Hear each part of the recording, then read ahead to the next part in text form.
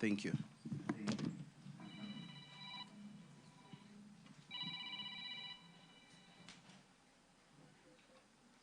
Hello, Wanji?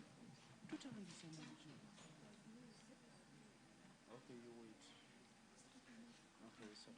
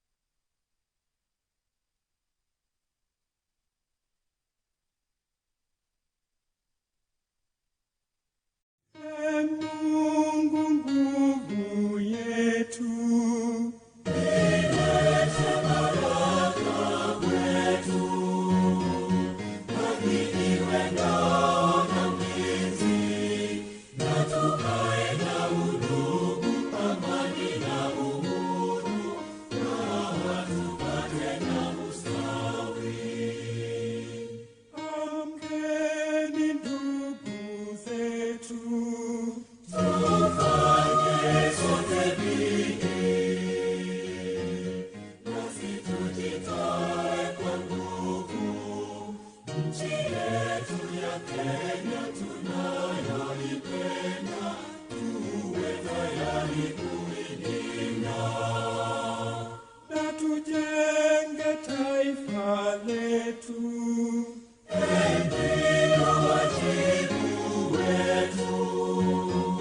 Kenya istahili heshima, tuungane mikono pamoja kazini, kila siku tuwe na shukrani.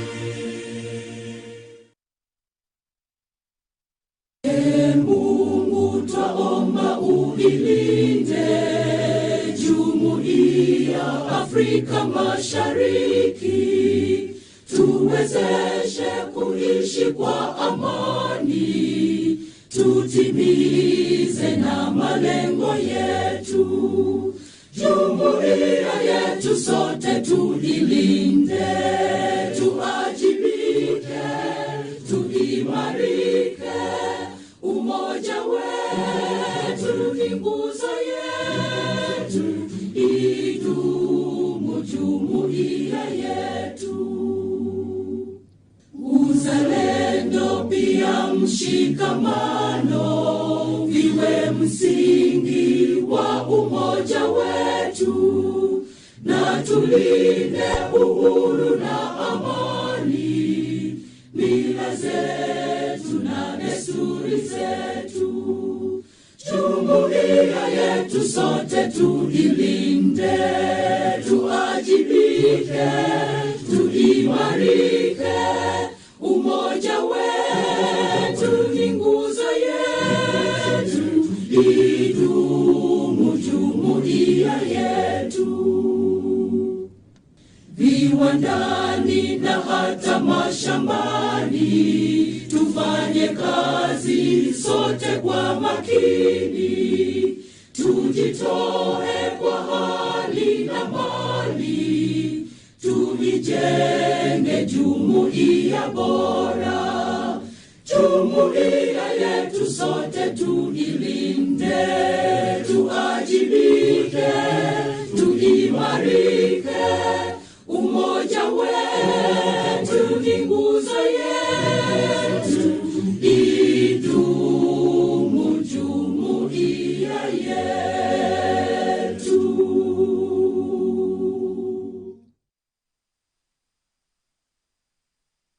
Very much. You might take your seats. Now, without further ado, I will hand over to the clerks to begin the session.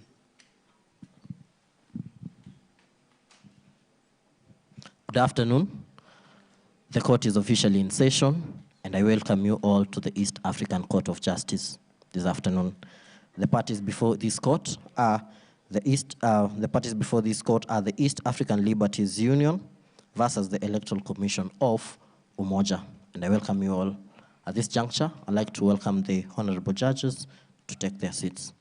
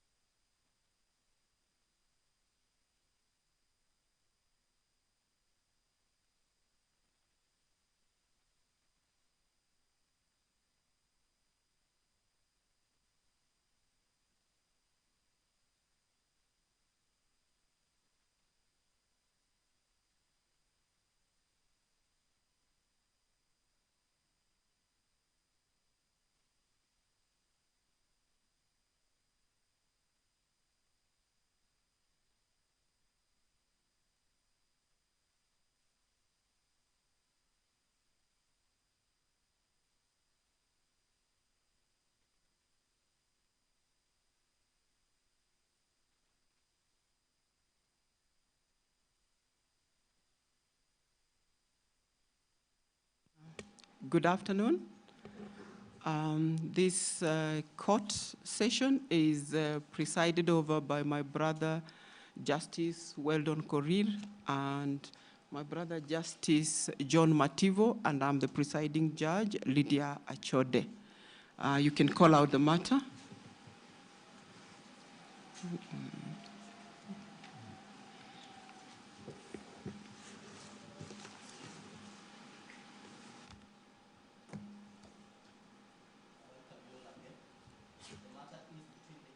African Civil Liberties Union versus the Electoral Commission of Umoja. The East African Civil Liberties Union will be appearing as the applicants, whereas the Electoral Commission of Umoja will be appearing as the respondents. Thank you.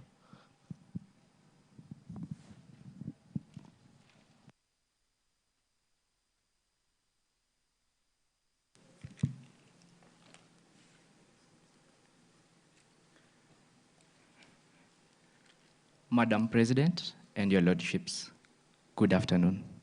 Appearing before you this afternoon are counsels for the applicant, the East Africa Civil Liberties Union, and for the record, my name is Mbaluka Vincent.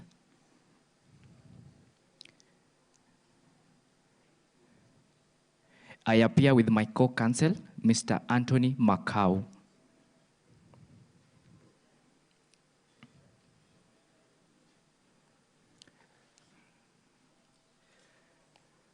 We intend to take 30 minutes of this court's time to converse on the 4 issues for determination before this honorable court.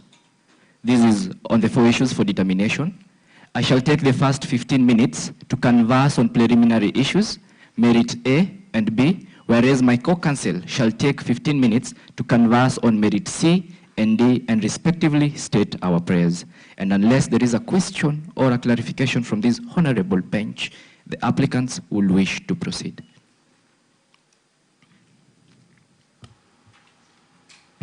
For record purposes, perhaps you can hear counsel for the other side. Okay. Their names. They can introduce themselves.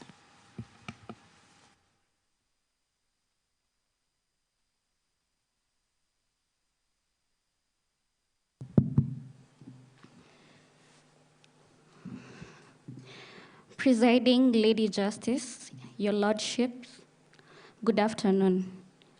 May it please the court, we are Team Code Ken 30.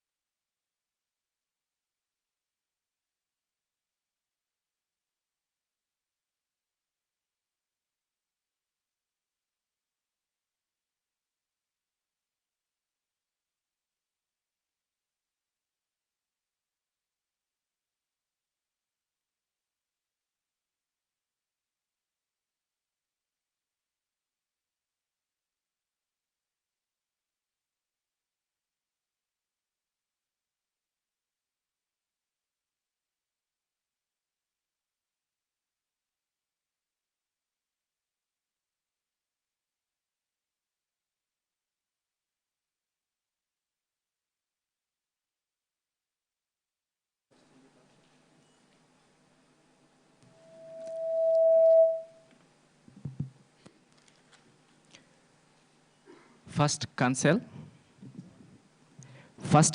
for the applicant on preliminary issues. Jurisdiction. Jurisdiction is everything.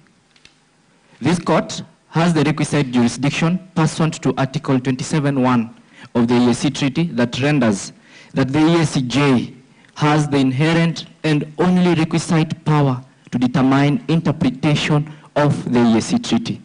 We rely persuasively on a case before this honorable court. This is Democratic Party versus Secretary General and the Attorney Generals for Kenya, Tanzania, and Uganda in 2015, where this court, while recognizing that it lacks the jurisdiction to determine human rights violation pursuant to Article 27, Subarticle 2, it held that in human rights violation before the EACJ, as long as an applicant can showcase to the court which specific treaty provisions have been violated, it is the duty of this honorable court to exercise its mandatory jurisdiction to determine such a petition. In this regard, the matter before this honorable court, Madam President and your lordship, is on violation of the right to privacy. a right to privacy that enhances and is entrenched in most international law. To this regard, the right to privacy and the violation of it thereof touches on the principles of democracy and human rights.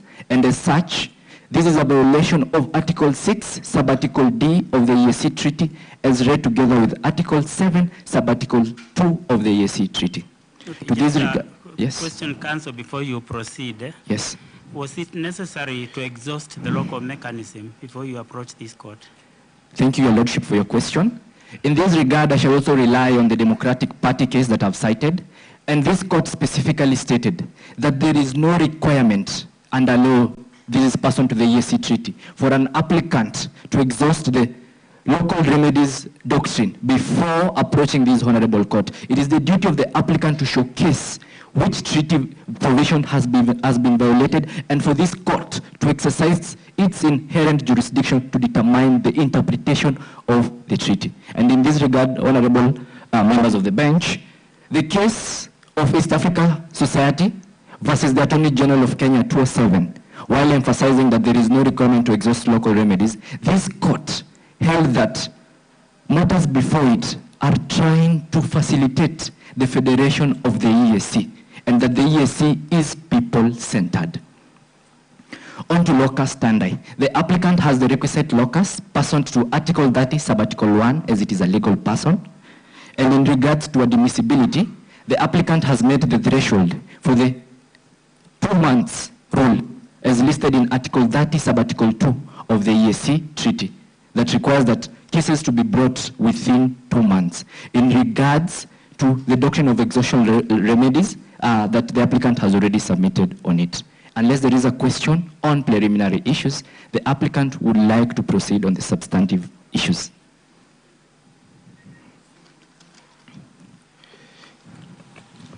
I have no questions.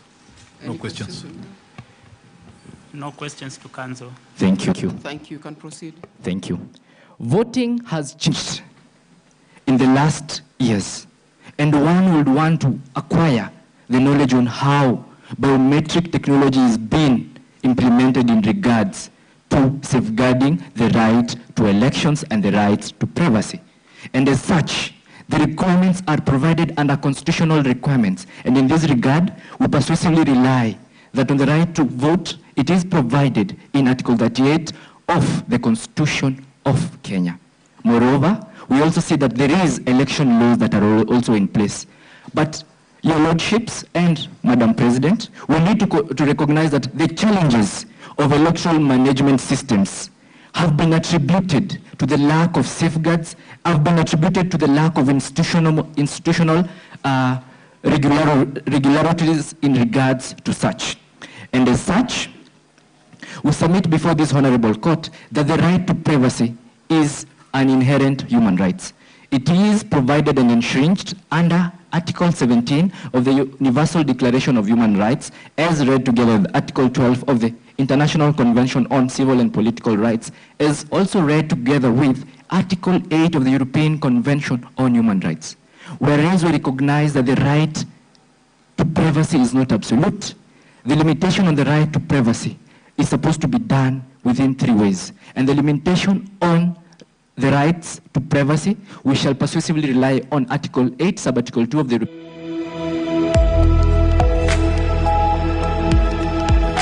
In this regard, limitation on the right to privacy has to meet 3 criteria: lawfulness, the principle of proportionality, and the principle of necessity. In Merit A, Madam President and Your Lordships, in answering the question whether the utilization of biometric technology in voter registration and authentication infringes upon the citizens' right to privacy, and the collection and storage of biometric data does not align with data protection laws and international privacy standards, we shall rely on 2 broad specific limbs of argument: failure to conduct a data impact assessment test and violation of the principle of consent. Whereas we see the positive move by the respondent, if the bench will move with me to paragraph 5 and 6, where they try to realize the right to democracies through realizing the right to vote. However, in paragraph 9, we see that they try to realize the right to biometric technology through the collection of sensitive data, and in this regard, facial recognition and fingerprints. Biometric data is sensitive because it is unique, it is personal, and it is permanent. On the first limb of argument, conduct of data impact assessment test. Article 35, subarticle 1 of the General Data Protection Rules, as read together with Malabo Convention Article 9, and also read together with Section 31 of the Data Protection Act of Kenya that we rely on, dictates that in instances where the data processing system shall infringe on high risks in regards to rights and freedoms, it is the duty of a data processor to conduct a data impact assessment test. So why do we conduct a data impact assessment test? Data impact assessment test is conducted for the purposes of mitigating the risks that are associated with handling such sensitive information. We persuasively rely on a case before the High Court at Nairobi. This is Republic versus Joy Musheru, the Cabinet Secretary for ICT, and 2 others. This is Judicial Review E1138 of 2020. And Justice Nga, specifically in paragraph 15, while recognizing and said the following, that the right and the duty of the respondent to conduct a data impact assessment test pursuant to Section 31 of the Data Protection Act of Kenya is inherent and does not impose any new legal obligation that a government has upon the right to privacy. In this regard, the Huduma number case, as it is formally known, Justice Nga found it to be legal for violation of not conducting a data impact assessment test. We persuasively rely on a case before the European Court of Justice. This is Digital Rights Ireland versus Minister for Communication, a 2014 case, where the judges, while emphasizing on the right to privacy, held that it is the duty of the respondents to conduct necessary risk assessment tests for the purposes of ensuring compliance.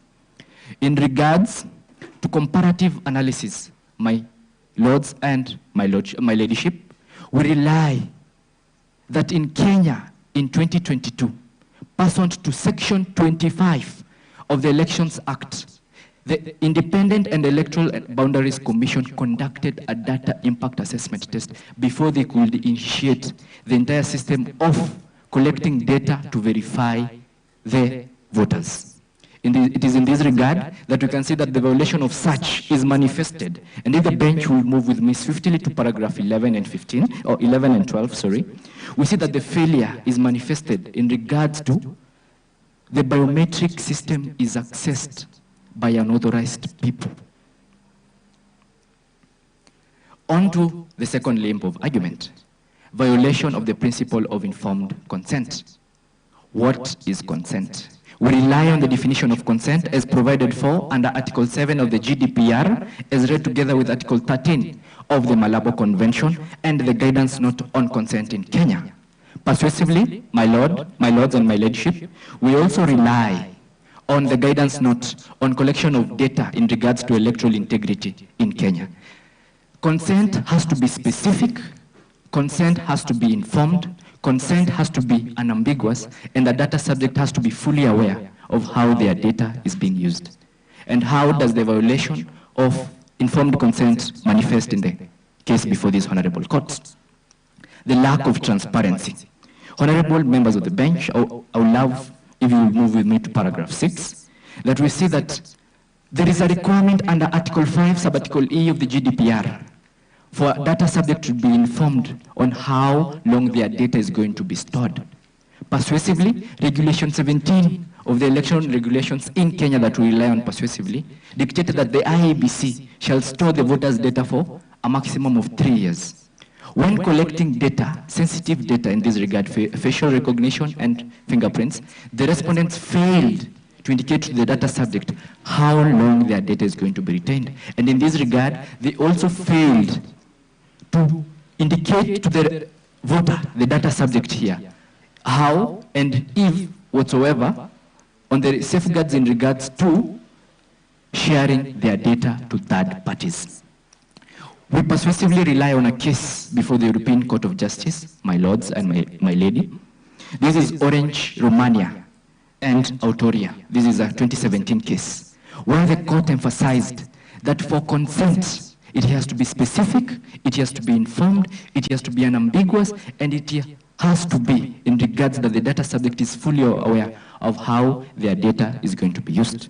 If the bench will move with me to paragraph 11 and 12, we see that the data in paragraph 9 was collected for the purposes of authentication and verification. However, the same data was used for voter profiling. Why collect data, then use it for the unstated reason? My lordships and my lady, Article 43 of the GDPR is read together with recital.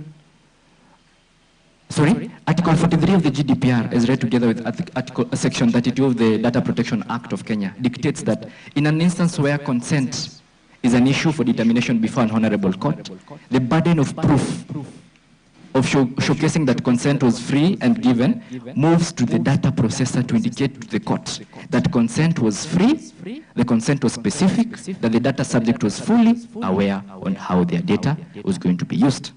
In this regard, my lords and my ladyship, the respondent's utilization of biometric data infringes upon the right to privacy, and the collection and storage of biometric data does not align with data protection laws and international privacy standards. On to the second argument.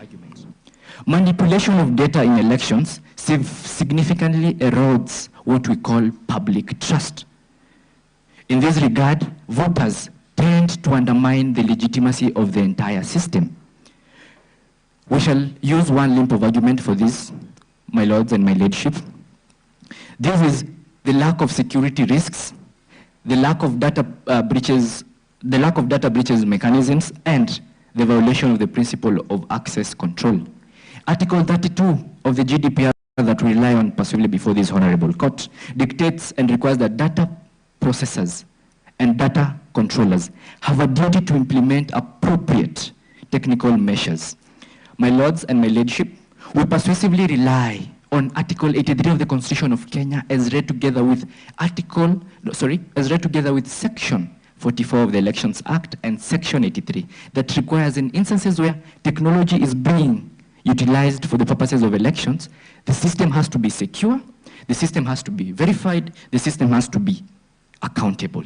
For this, my lords and my ladyships, we rely on the data impact assessment test in this regard, and specifically on the note on collection of personal data for the purposes of elections.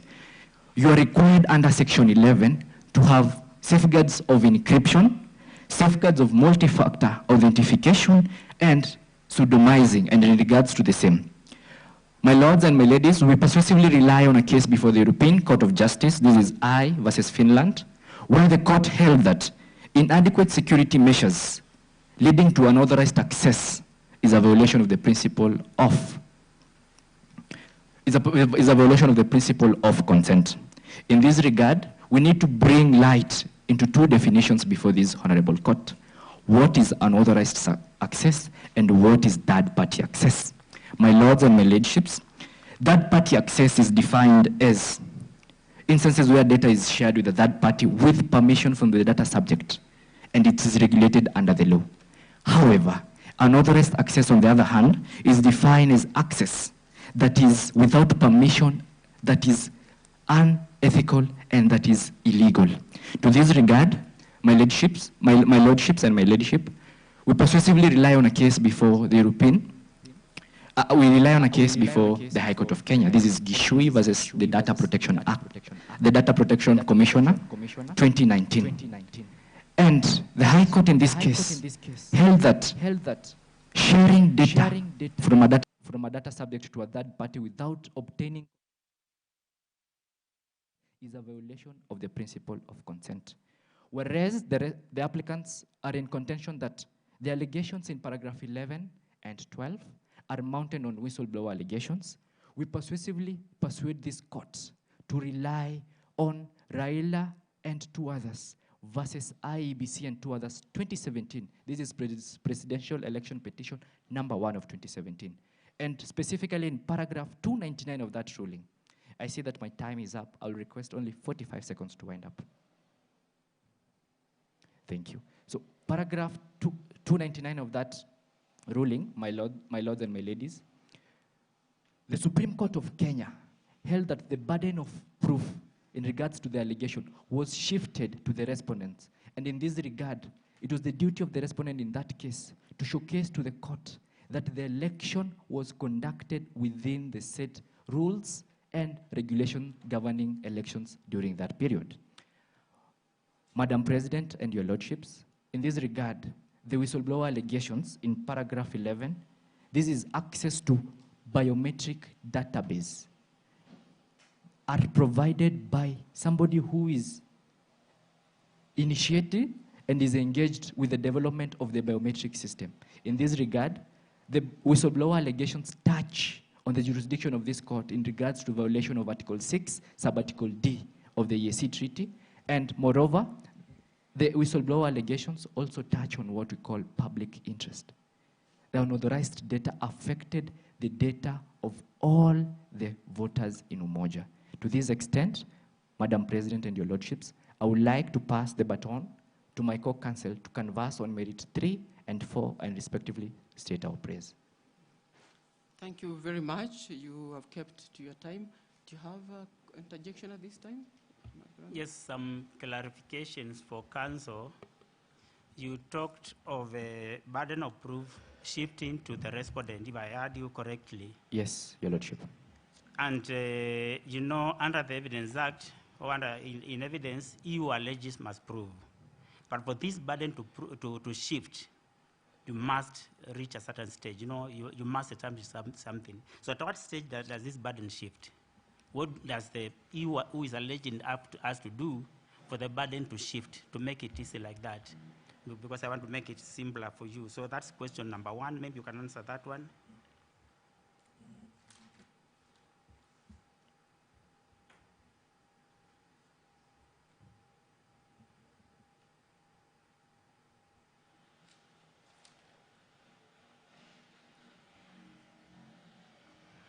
To this regard, we shall persuasively rely on paragraph 299 of that ruling. What does it say? In this regard, while shifting the burden of proof to the IEBC in that case, the Supreme Court held that it could only make 2 great assumptions. That it was either that the server, election server, was infiltrated and the data was accessed by unauthorized people, or in this regard, that the IEBC themselves, intentionally or unintentionally, allowed their server to be accessed. In this regard, my lord, we persuasively read paragraph 11 and 12. We see that the data, in this regard, biometric data system, was accessed for one purpose, was accessed for the purposes of voter profiling and sending targeted message. This is a replica of the Cambridge Analytica case in 2016 in Kenya. In this regard, my lordship and my ladies, the IEBC is the sole custodian of such data. In regards to facial recognition and fingerprints collection, for the purposes of election, one has to submit a national ID. Your national ID gives out your national, your full names, it gives out your constituency, and moreover, it is the duty of a respondent, and persuasively we rely on the case of Orange Democratic Party versus IEBC 2018 before the Kibera High Courts, where the court held that the respondents, the IEBC in that case, had a duty to publish the list of register, the register manual, indicating... Okay, thank you, counsel. Yes. You have done your best. Maybe later you may have to check shifting of burden of proof under the Evidence Act. Thank you. Or in evidence law. Now, you talked of data collection and also be accessed by unauthorized persons. Yes. Now, there is something I wanted you to clarify on this aspect. Whom do you blame for this, unauthorized access? The sole custodian for the purposes of election, it is the duty of the respondent to ensure that the security system that they are utilizing for an election is secure, is safeguarded, and is accountable for the purposes of transparency. So it's the sole duty of the respondent in this case, my lordship. Okay, another question. Data may be collected directly or indirectly. When we talk about indirect, that is the language of Section 28 of our Data Protection Act.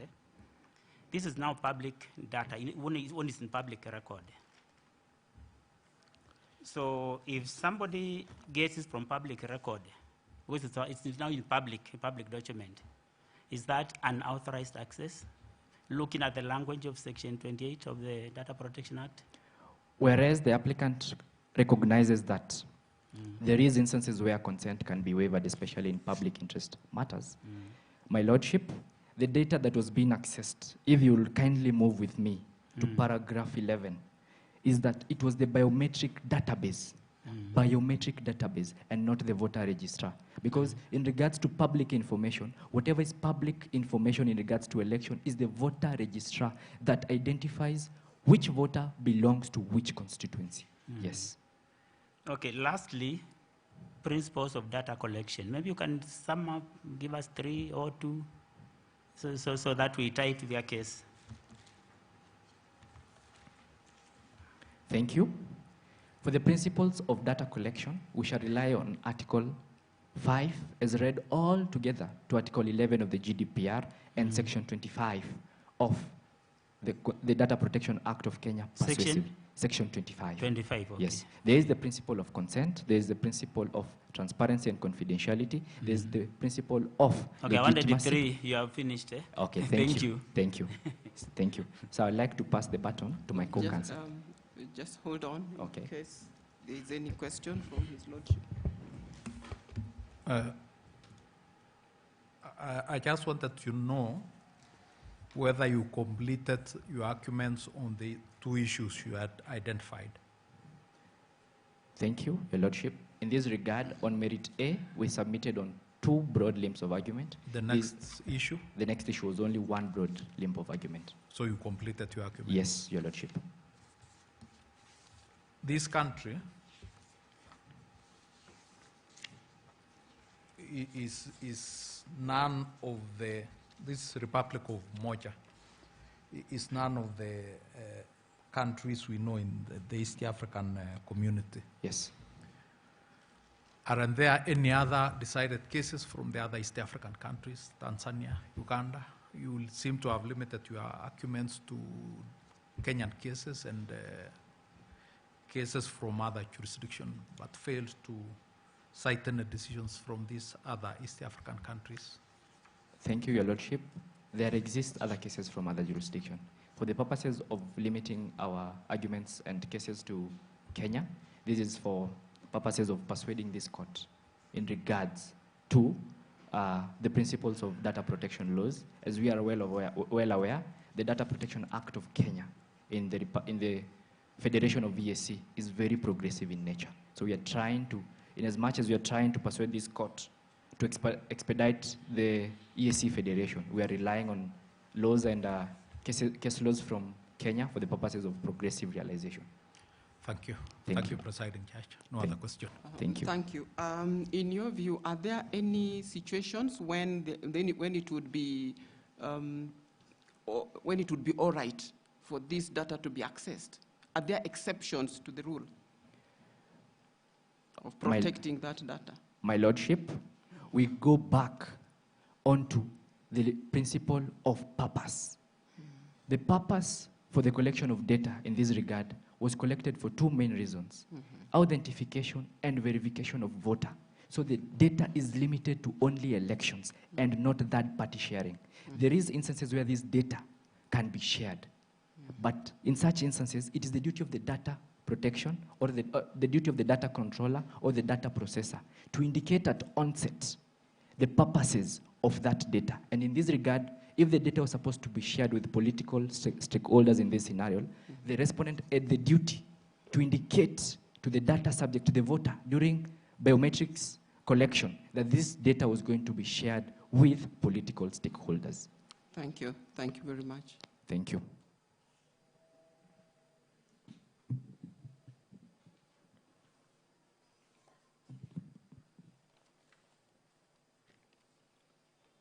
Greetings, my lords and my lady. As previously introduced, my name is Anthony. Kawirungu.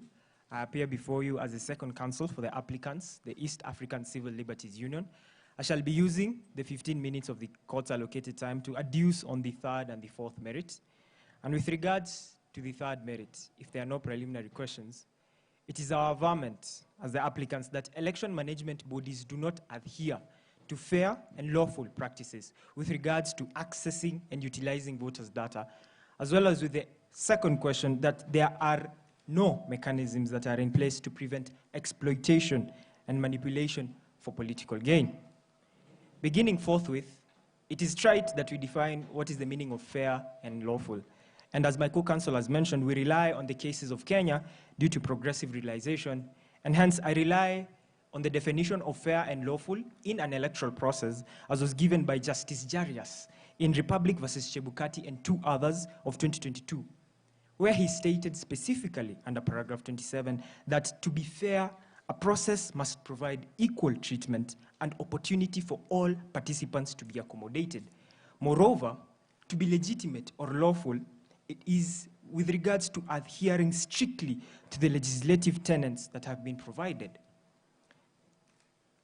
Persuasively, under the Constitution of Kenya, guaranteed under Article 81, on the general principles of an electoral process, we rely on the regards or the realization that it has made on fairness and lawfulness, stating that universal suffrage is based on the fair representation and equality to vote. Moreover, the freedom of all citizens and their political rights enshrined under Article 38. The definition of fair and lawful with regards to data privacy has been echoed under Articles 5.1 of the General Data Protection Regulations, Article 6.1 also of the General Data Protection Regulations, Article 5 of the Malabo Protocol, and relying on persuasively Section 25 and Section 3 of the Data Protection Act of Kenya and of Uganda persuasively, which sum it up into two limbs, that is collecting data for a specified legitimate purpose and processing data in a manner that is reasonably expected. And hence, with regards to my limb of argument, we submit that the respondents have violated the sixth principle of data privacy, that is the principle of security and unauthorized access. Moving with me to paragraph 11 and 12, it clearly elucidates of how political entities, even as submitted by my co-counsel, got into hold of the biometric database. And it is trite or well known that the Electoral Commission of Umoja should have enacted safeguards to this effect in order to prevent any unauthorized access. The same has been echoed under Part 5 of the Election Regulations of Kenya of 2017 governing technology, as well as Section 44.3 of the Election Act that obliges commissions, such as the Electoral Commission of Umoja, to ensure that technology that is in use is verifiable, secure, and accountable. To this regard, we rely on Justice Isaac Lenaola's rationale in Kenya Legal, Ethical, and Network on HIV and AIDS, and two others versus the Cabinet Secretary, Ministry of Health, where the applicants, in that case, challenged the then directive of Honorable Uhuru Kenyatta, directing county commissioners to collect the data of HIV and AIDS school-going children in all 47 counties. Justice Isaac stated that, specifically from paragraphs 54 to 57, that while the collection of data had a good intention, and that Honorable Uhuru Kenyatta's intention was without malice. However, he noted two things. Number one, the directive or the applicants in that case had failed to provide a clear legal or practical framework to ensure or to safeguard the data that was collected from the school-going children. And number two, that the applicants had failed to identify a clear legal framework that would allow redress in case of any violations that the children can be able to seek. Moreover, we rely on the rationale in the United States, that is Carlin versus Raffensager of 2019, where the Georgia State Court stated that with regards to election processes and with regards to election and data privacy, a data system must not be outdated, unreliable, and vulnerable to attack, meaning that a data system must not only exist, but it must be very, very present. To this effect, It is our submission in lining with paragraph 11 and 12 that the respondents have failed entirely to ensure or to protect the data that was collected under paragraph 9. It may be argued with regards to paragraph 11 that the allegations made by the whistleblower with regards to the breach of the biometric database were mere allegations, or that they were unsubstantiated statements, or that they were even unverifiable. However, to this extent, we rely on the European Court of Human Rights, where it was the first time the court was discussing whistleblower tenets in Guja versus Moldova of 2005, where, for brief facts, Guja was the head of the press department in the prosecution's office in Moldova. As a result, he was able to find incriminating evidence that incriminated his boss and other political entities into criminal activities. From that, he filed an application because he was suspended and a fine imposed on him because of his whistleblower statements. To that regard, the European Court of Human Rights established a 4-part criteria in order to consider whistleblower statements. This criteria is the channel used to make the statements, the authenticity of the information, the good faith in the information, as well as the level of public interest in making such kind of an information.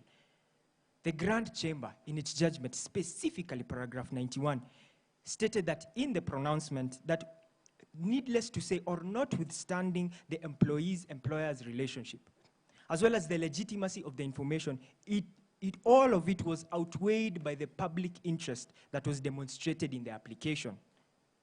Vis-a-vis the situation we have at hand, the public interest that has been demonstrated in the application before us is with regards to the inherent right to privacy. And reading into the facts, it is with regards to the inherent or the right to vote. And hence, we implore this court to consider not the allegations on a face value, but to consider that these allegations threaten the right to privacy. And with this regard, find that the respondents are liable for violating the principle of security and unauthorized access. Moving on to answering the second question in the third merit is whether there are mechanisms in place to ensure or prevent exploitation. The applicant relies in the High Court of Malawi's rationale in Chilima versus Mutharika and the Electoral Commission of Malawi of 2019, where in its judgment, the court set up or elucidated of 4 types of mechanisms that can be used in order to guarantee election integrity and privacy with regards to election data. These mechanisms are dynamic data masking, data encryption, access control and 2-factor authentication, as well as intrusion detection mechanisms. My co-counsel elucidly submitted on encryption, and we are aware, if you'll draw your attention to paragraph 14, where the Electoral Commission of Umoja robusts itself of having safeguards in form of encryption measures implemented to ensure the security of citizens with regards to biometric information. However, Justice Singh in the Chilima case, Justice Mary Singh, under paragraph 41, stated that with regards to mechanisms or regulatory mechanisms that I have mentioned, they must be practical and technical in nature, and they must not be cosmetic. To this regard, in my submissions on mechanism, we aver that the paragraph or the mechanism that has been employed under paragraph 14 is merely cosmetic in nature. And if it is not, it is the respondent's duty to showcase before this court that the encryption they employed in order to safeguard the data or the biometric system was in line with Justice Mary Singh's words, that is, they were practical, that is, they were technical, and that is, they were effective, and not merely cosmetic. As my co-counsel has submitted and also elucidated before this court, the respondents are the sole, they have the sole data within their hands, and hence it is their duty also to show that the safeguards that they have did not, or otherwise, are not linked to the drastic events that have been described under paragraph 12. To this regard, it is our submission that election management bodies do not adhere to fair and lawful practices. Moving on to the fourth merit, on whether there is a framework or an oversight mechanism that exists to hold electoral commissions and collaborating entities accountable, as well as is there transparency in accessing and utilizing this data. The framework, or the definition of a framework, was given by the Supreme Court of India in Subramanian Swamy versus the Electoral Commission of India, to which we rely on it persuasively. That is the case of 2013, where in paragraph 18, the Supreme Court stated that a framework or a legal framework is a mechanism that governs the actions or excesses of an electoral body in fulfillment of its mandate. The definition of a legal framework with regards to data privacy has been opined under Convention 108 that guards protection of data and data subjects' rights, specifically Principle 12, which mandates states to opt in to both judicial and non-judicial mechanisms with regards to our data subjects' rights, as well as Article 51(1) of the General Data Protection that obliges states to enact more than one independent public authority in order to safeguard a data subject's rights. Moreover, the importance of a regulatory framework was echoed by the South African Constitutional Court in Herman Botha versus Bull Smarts of 2019, where under paragraph 43, the court stated that they are a set of rules, procedures, and organizational structures that are the first mechanism or the first avenue of redress before seeking the indulgence of this court. And it is upon these definitions that the applicant avers that there is no regulatory framework or oversight mechanism to hold the Electoral Commission accountable with regards to accessing and utilizing voters' data. To this regard, we utilize consolidated petition, the rationale in consolidated petition 56, 58, 59, and of 2019. That is the Nubian Rights Forum and 2 others versus the Attorney General and 6 others. Where, for brief facts, the applicants were challenging the implementation of the National Identity Integrated Management System that sought to create a central framework for the collection of biometric data, DNA, and GPS. And the applicant stated that, among other rights, the violation of the right to privacy was therein. In its judgment, specifically paragraph 718 to 731, Justice Weldon Korir stated that with regards to biometric data, there can be a need to collect biometric data. However, it termed the respondent's need to collect the DNA and GPS data as unjustifiable. Why? In simple terms, they were overambitious and lacked a regulatory framework to the effect governing the access and the utilization of GPS and DNA. To this effect, and vis-a-vis the situation at hand, I would like to guide this court to paragraph 5 and 6 of the facts, where the applicant is aware that the electoral process was mirrored by allegations of voter manipulation and electoral improprieties. However, paragraph 6 specifically talks about that the Electoral Commission of Umoja and political entities sought to establish a state-of-art biometric system. As my co-counsel has submitted, there was no data protection impact assessment. And to this effect, they did not enact, even to the least, a data protection framework that will govern the access and the utilization of biometric data. This court has been invited to take note, as per the facts, that the utilization of biometric technology in this state is in its inaugural phase.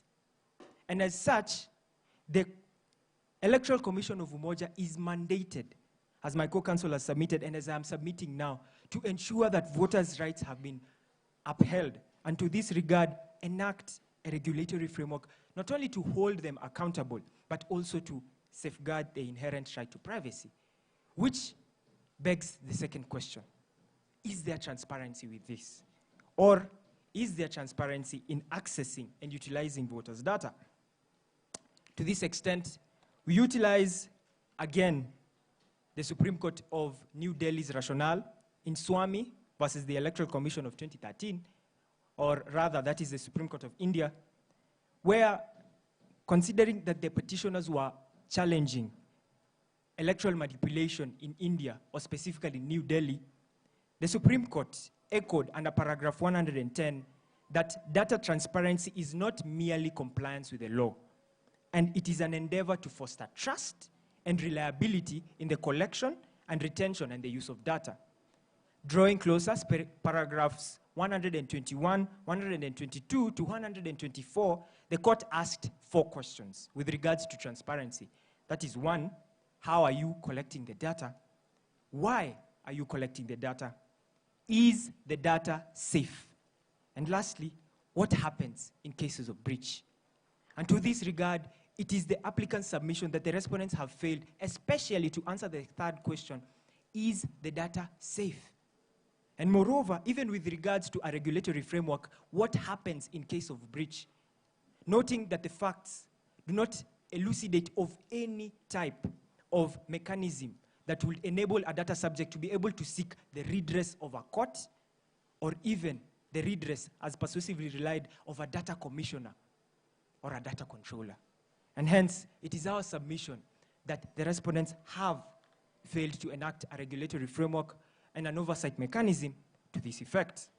And in light of this, and in the submissions by my co-counsel, we invite this court, number 1, subject to Article 39 of the EAC Treaty, issue an injunction against the respondents suspending the use of the biometric system until a comprehensive investigation into its ethical and legal implications can take place. Seeing that my time is up, I would like to seek a discretionary 20 seconds to state the remaining part of my prayers. I think we can grant him that because we took quite a bit of your time at the beginning with our questions. Okay. Number 2, to declare that the utilization of biometric data with regards to voter registration infringes upon citizens' rights to privacy, an order directing the respondents to implement specific measures to protect the biometric data from breach, such as what has been elucidated, encryptions, as well as multi-factor authentications. And lastly, an order directing the Electoral Commission of Umoja to conduct a comprehensive data impact assessment test and table it before this court for the purpose of compliance. That being the applicant's submission, we'd like to cede the floor to the bench for further directions. Thank you. Thank you. Thank you very much. Any interjections or questions or clarifications? Allow me to use the court language. I presume these are your submissions. I can see a list of judicial decisions that you have cited. That is at page 4. Is that correct? Yes, Your Excellency. Did I hear you cite a case from Zimbabwe? Or was it Zambia? Much obliged, Your Lord. It is the applicant's averment that while the submissions echoed in the oral proceedings might not match the submissions written in the memorials, we rely on the discretion by this court as well as the rules of this court, specifically sections 44, subsection 6 and 7, where while a counsel may not rely on any document or anything that has not been presented as a document before this court, nothing of that same shall constitute a ground for delaying the course of these proceedings. And it is the applicant's intention to utilize that rationale in order to safeguard the inherent right to privacy. No questions, Presiding Judge. No other question. Thank you. My brother, do you have a question? No, I have no questions. Much obliged. Thank you. For me, it's just a clarification. So are you saying that they have a regulatory framework, or are you saying that they don't have it? Is it that they have it, but they have not operationalized it, or they are not following it, or they don't have one? Much obliged, Your Ladyship. It is the applicant's submission that they lack a regulatory framework. As I have clearly stated, that a regulatory framework must meet the tests that I have elucidated herein, or the rationale that was enacted by Justice Isaac Lenaola to safeguard the inherent right to privacy. And hence, so they have something they lack. Something, but that does not meet the parameters of what a regulatory framework should be. Much obliged. They lack completely, as was with the rationale of Justice Isaac Lenaola. Yes. Thank you very much.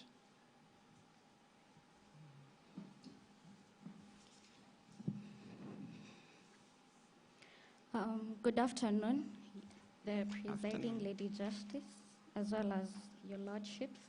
For purposes of record, once again, my name is Counsel Buki Halkano, and I shall use 15 minutes of this honorable court's time to address the first issue and the second issue. Before diving into the merits of the case, we seek the leave of the court pursuant to Rule 44, Sub-Rule 7 of the East African Court of Justice to submit on oral arguments that have not been within our memorials. And this is because the same was limited to a few number of pages, and we could not incorporate all our arguments therein.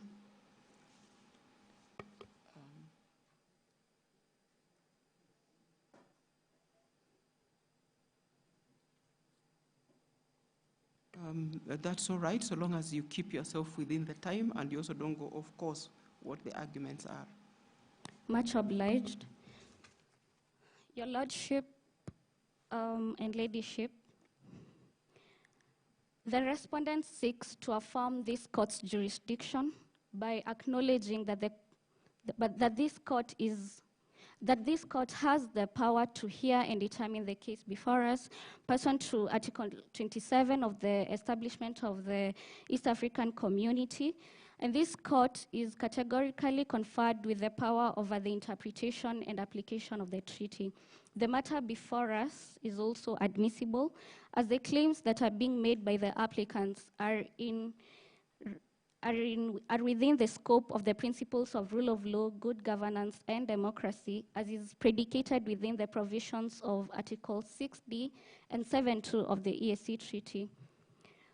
Importantly, Your Lordship, we have the requisite legal standing pursuant to Article 31 of the EAC Treaty, since we are a legal person resident within the East African Community. It is also the humble acknowledgement of the respondents that this court, in the case of James Katabazi versus the Secretary General of the East African Community, affirmed the court's role in intervening in matters of rule of law and good governance, as well as ensuring that the actions of the member states are in compliance with the obligations within the treaty. Just to give a brief background of this case, Your Lordship and Ladyship, the onset of this case is traced back to the events of 1st of October 2024, as is inferred in paragraph 5 of the compromise. Reports emerged as to a series of purported irregularities in the elections that were held before, and in a bid to foster integrity within the electoral system of the Republic of Umoja, as is seen in paragraph 6 of the fact sheet, the respondent embarked in introducing biometric technology system with the aim of authenticating the identity of voters. However, despite the well-intentioned actions of the respondent, pursuant to paragraph 11 and 12 of the fact sheet, a whistleblower who has been engaged in the development of the technology firm has come forward with uncorroborated evidence and allegations of certain political parties soughting unauthorized access to the system. The respondents refute this claim affirmatively and will love to respond to the key legal issues presented as follows. The first issue seeks to address two questions. One, on whether the use of biometric technology in voter registration and authentication would infringe upon the citizens' right to privacy, and it is a firm position of the respondents that it does not. Your Lordships and Ladyship, the utilization of biometric technology presents a complex interplay between enhancing electoral integrity and safeguarding the right to privacy.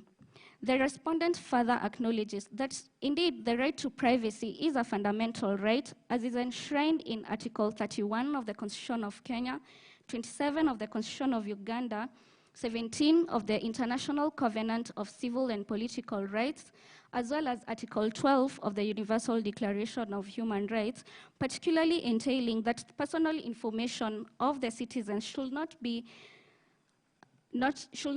unnecessarily acquired or used.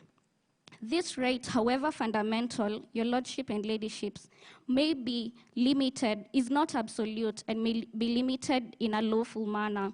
This is within the ambits of Article 24 of the Constitution of Kenya, and the same being buttressed in Article 43(2) of the Constitution of Uganda, if the limitation of the same seeks to achieve a legitimate aim and is reasonable and justifiable in an open and democratic society. In the instant case, Honorable Bench, the respondent firmly asserts that the limitation of this right is for a legitimate purpose in striking a balance of realizing the right to vote as is provided for in Article 38 of the Constitution. Your Lordship and Ladyship, the right to privacy, in addressing the right to privacy, the Supreme Court of India, in the case of J.K. Puttaswamy, set out a threefold proportionality test in respect to its limitation, that the limitation of the same ought to be sanctioned by the law, that the limitation of the same ought to be necessary, and the extent of the infringement being proportionate to the goal that it seeks to achieve. The respondent, therefore, seeks to demonstrate to this court that this was a lawful limitation while handling the second part of the first issue, which seeks to address whether the respondent's conduct in the collection, storage, and processing of their data, of the citizens' data, have complied with the data protection laws and international privacy standards. It is important to understand this biometric data, and pursuant to the definitions provided within Section 2 of the Data Protection Act, biometric data involves the technical processing of the physical, behavioral, as well as physiological characterization of a person, and the same is categorized as sensitive personal data pursuant to Article 9 of the General Data Protection Regulations. To the same extent, the respondent has adhered to the permitted grounds that are required for the processing of sensitive personal data, as is required by Section 45 of the Data Protection Act of Kenya, as well as the principles that have been highlighted in Section 25 of the Data Protection Act of Kenya. It is the humble acknowledgement of the respondent that sensitive personal data must be processed in a lawful, fair, and in a transparent manner. The provisions of Article 5(1) of the General Data Protection Regulations, and the same being highlighted in Section 4 of the Data Protection Act of Uganda, states that lawful limitation will entail obtaining consent from the data subject, as well as informing the data subject of the purpose and scope of the collection. The respondent therefore humbly submits that they are in compliance with this essential requirement. As is inferred in paragraph 9 of the fact sheet, the respondent here, the Electoral Commission of Umoja, has distinctively made it clear to the citizens of the Republic of Umoja that their data will be primarily and only be collected for purposes of authenticating their identity. Furthering this requirement is paragraph 7 of the fact sheet, where the respondent has made it clear that the overarching goal of introducing the biometric technology is for purposes of fortifying the defenses against fraudulent practices.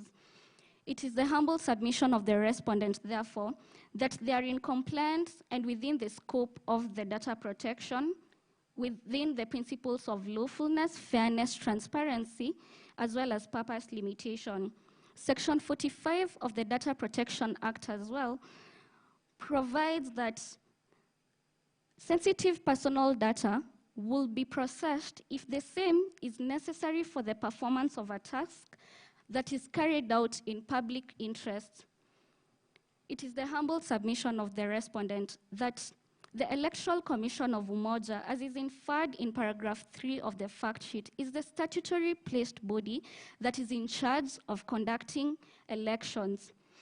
And therefore, within their official capacity, they have introduced this biometric technology in light of fortifying the defenses.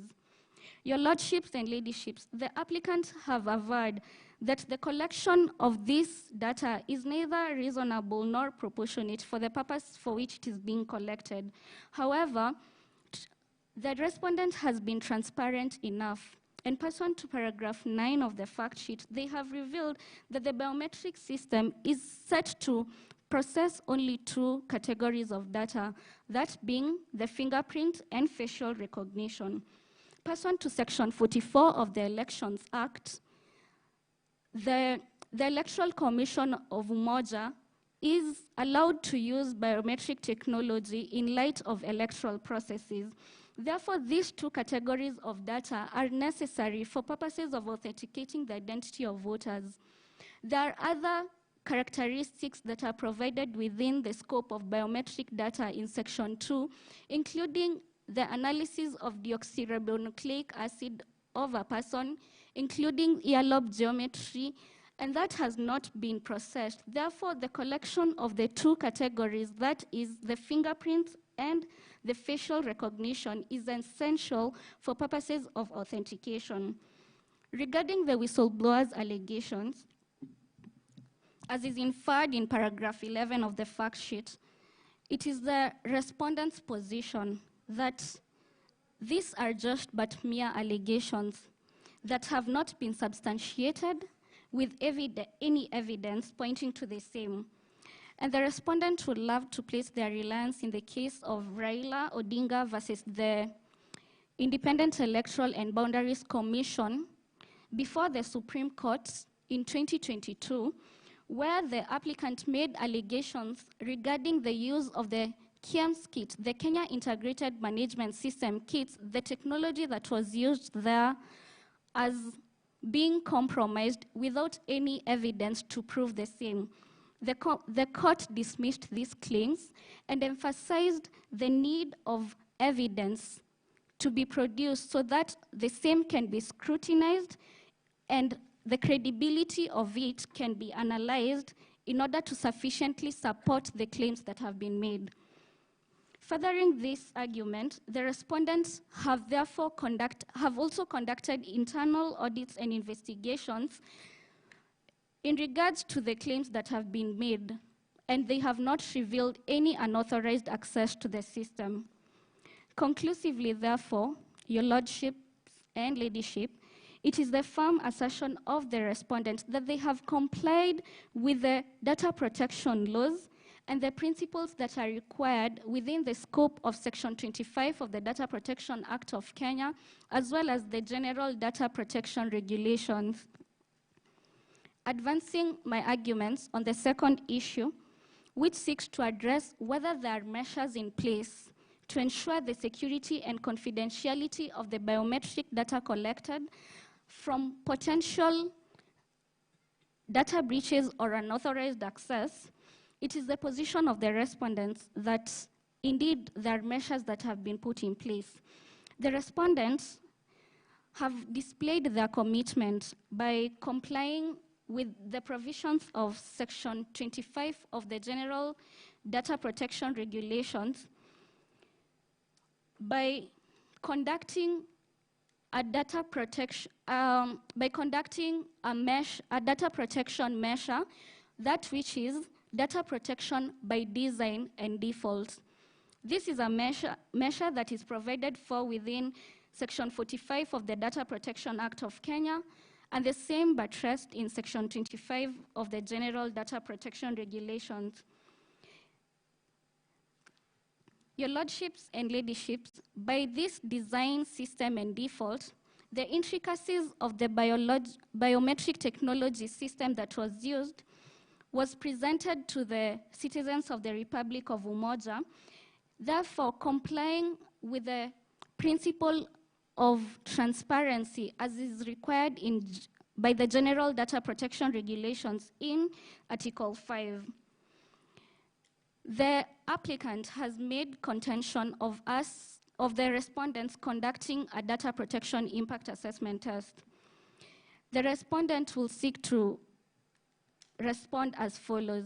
We recognize the provisions of Section 31 of the Data Protection Act that where a processing operation is likely to result in high risk of the rights and freedoms of a data subject, then the same must be conducted. It is the humble submission of the respondent that indeed this has been conducted. And while a data protection impact assessment document has not been publicly revealed to the public, the respondent asserts or would love to mention that we understand the concerns that have been presented by the applicants. However, a data protection impact assessment document contains sensitive details about the processing operations, including the potential vulnerabilities that the system may encounter. The same contains the measures that will be deployed in case these vulnerabilities are encountered, and therefore publicly disclosing such a document would ipso facto compromise the security of the system. In a bid to uphold the balance of transparency and confidentiality as is required by the respondent, the Electoral Commission of Umoja recognizes that there is need to give access to only various entities for purposes of ensuring transparency.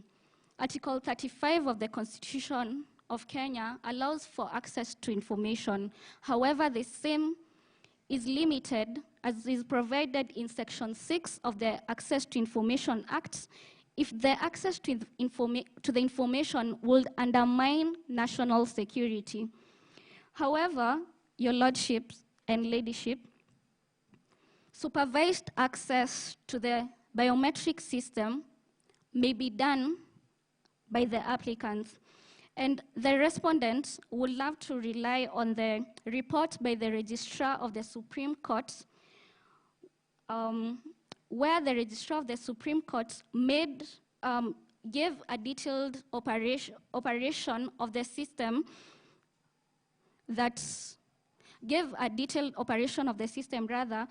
in the presidential election petition of 2022, where the applicant sought personal data or access to the server of the Independent Electoral and Boundaries Commission. The same was granted to the applicant, but on a supervised access.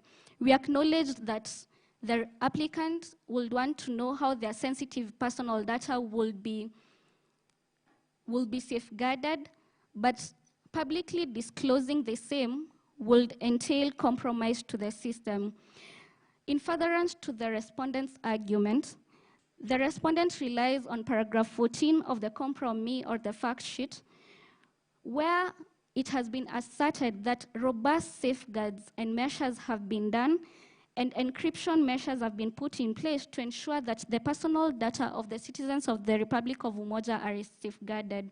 Therefore, Your Lordship and Ladyships, these measures are in place, and the respondent therefore humbly asserts and firmly to the same extent that the biometric technology that the Electoral Commission of Umoja is intending to use has met the requisite legal standards of verifiability, security, and transparency, as is required in Article 86 of the Constitution of Kenya. I shall now yield the floor to my co-counsel to advance on the third issue and the fourth issue, if there are no questions from the bench. Thank you very much. Any questions, my brother? I don't have any question. Any questions, Justice Mativo? Yes. Now, the gravamen of the applicant's case is that there was unauthorized access. I would have liked to hear from you, because I don't know whether you responded to that accusation or you have anything to say. And if you do so, you may have to bear in mind the definition of access in Section 2 of Kenya Information Communications Act, which defines access. Much obliged, Your Lordship. It is a firm assertion of the respondent that there was no access to the system. There was no unauthorized access to the system, rather. This has been affirmed by the respondent as the allegations being made has not been attributed to any particular data subject, that their personal data has been engaged in voter profiling as is claimed. The respondent has also conducted internal audits as is required, and the same has not revealed any compromise to the system. Much obliged, Your Lordship. Okay, thank you. Our last one. We were told by the applicants that they have discharged their honors, that is the evidential burden. It has shifted to you. What's your comment to that? Your Lordship, much obliged. The allegation being presented is quite a serious allegation, and the same has not been substantiated or attributed to any evidence. We'd love to rely on the case of Raila Odinga versus the IEBC, where the similar allegation was being presented, but the lack of evidence thereof was constituted as a mere one. Okay, thank you. Much obliged. Thank you, thank you. The next.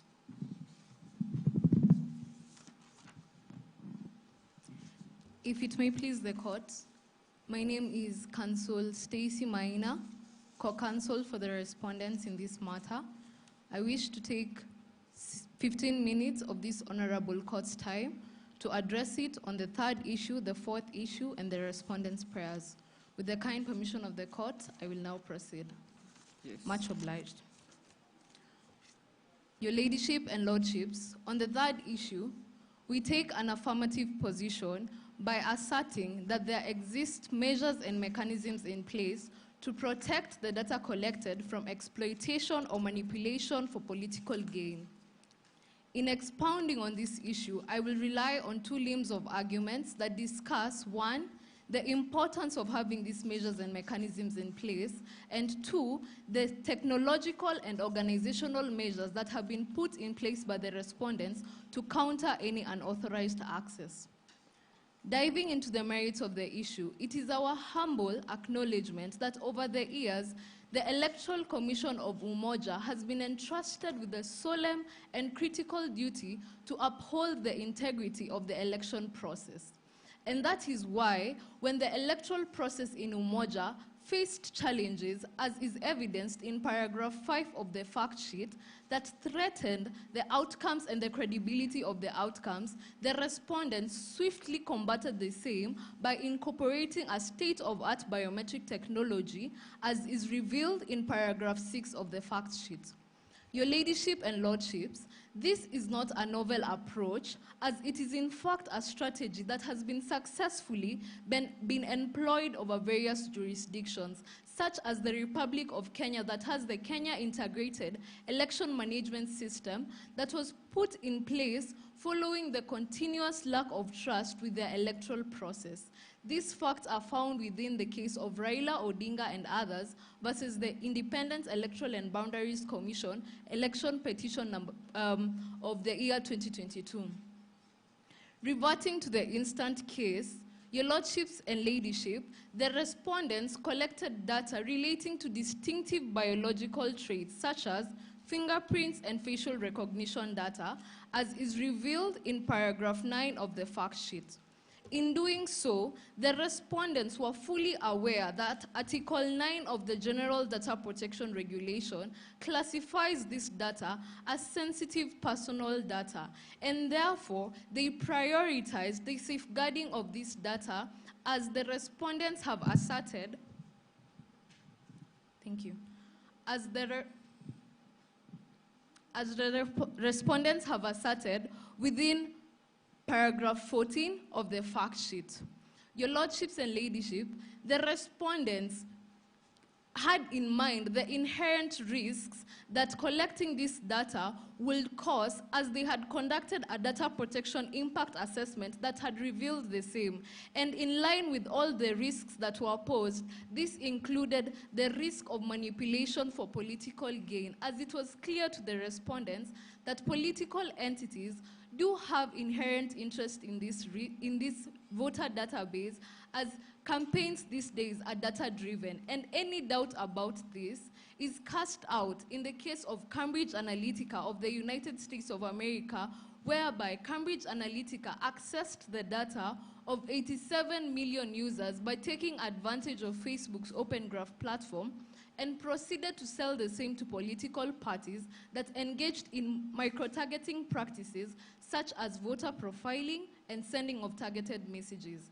Facts that are strikingly similar to the case at hand as per paragraph 11 and 12 of the fact sheet. And therefore, bearing this in mind, and in a bid to prevent a reoccurrence of the same, the respondents took comprehensive steps and complied with Section 20 of the Data Protection and Privacy Act of Uganda in tandem with Section 41 of the Data Protection Act of Kenya that calls upon the implementation of technological and organizational measures to help protect this data from any potential risks. Therefore, in response to the questions posed by the applicants, are there appropriate technological measures to safeguard this data? And is this data safe? We submit that the technological measures that the respondents put in place include encryption. And this is firmly asserted by the respondents in paragraph 14 of the fact sheet. The success of this measure was underscored in the elections of the European country Estonia carried out in the year 2023, whereby they employed end-to-end encryption, and the same went a long way in protecting their e-voting system.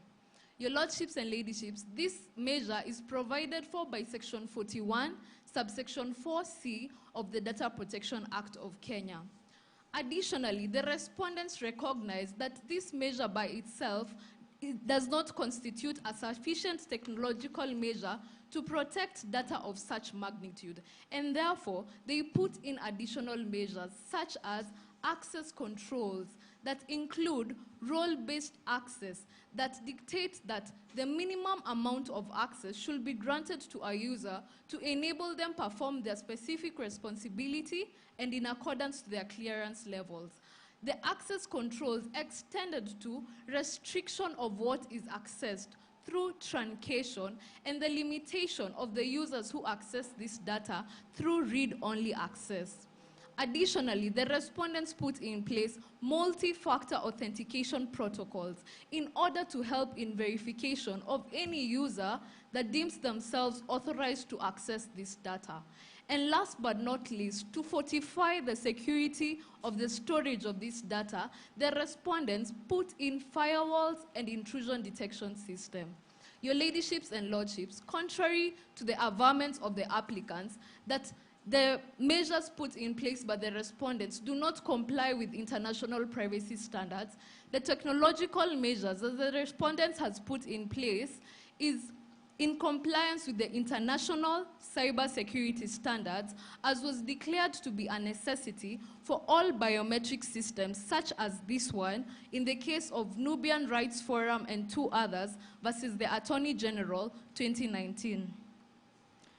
For organizational measures pursuant to Article 39 of the General Data Protection Regulation, the respondent has conducted several employee trainings and programs. And the importance of this is buttressed within Section 42, subsection 4 of the Data Protection Act of Kenya that tasks data controllers and processors such as the respondents with the duty to inform their employees on the importance of compliance with the data protection laws. That being said, it is overwhelmingly clear that regardless of the allegations of the whistleblower within paragraph 11 and 12 of the compromise and the submissions that have been made today by the applicants, it is our submission that the respondents have demonstrated unwavering commitment to protect this data. And therefore, we put it to this court that if indeed there were any micro-targeting practices that happened within the Republic of Umoja, it is plausible that the data that was used was mined from various sources, as there exists various data miners in day-to-day activities, ranging from simple security personnel at building checkpoints to massive network-providing organizations. It is therefore misguided of the applicants to point to the Electoral Commission of Umoja and base these claims on allegations of a whistleblower without any evidence to support the same. In furtherance of our defense, we rely and invite this court to be persuaded by Section 33, subsection 2 of the Data Protection and Privacy Act of Uganda that states that in proceedings against a person, it is sufficient defense to prove that the person took reasonable care in all circumstances to comply with the requirements of this act. Conclusively, we reiterate our position that the respondents have taken all reasonable care to comply with the requirements of this act and have put up the necessary and appropriate barriers to protect the data that they have been entrusted with from any unauthorized access that will ultimately lead to manipulation. Advancing to the fourth issue, we take an affirmative position by admitting that there are sufficient and efficient regulatory frameworks and oversight mechanisms in place that can hold the Electoral Commission of Umoja and collaborating entities accountable for maintaining the ethical standards of data usage. In expounding on this issue, I will rely on two limbs of arguments that discuss, one, the relevance of having these oversight mechanisms and regulatory frameworks in place, and two, the oversight mechanisms and regulatory frameworks that are currently in existence. Diving into the merits of the issue, it is our humble submission that the respondents are aware and attuned to the fact that regulatory frameworks and oversight mechanisms serve as a vital instrument to ensure that the principles of transparency and accountability are complied with. And in the following arguments, I will exhaustively discuss these oversight mechanisms and regulatory frameworks to prove their relevance and efficiency within the Republic of Umoja. First and foremost, your ladyship and lordships, there exist the electoral laws within the Republic of Umoja that play a crucial role in protecting the rights of the citizens of Umoja throughout the election process.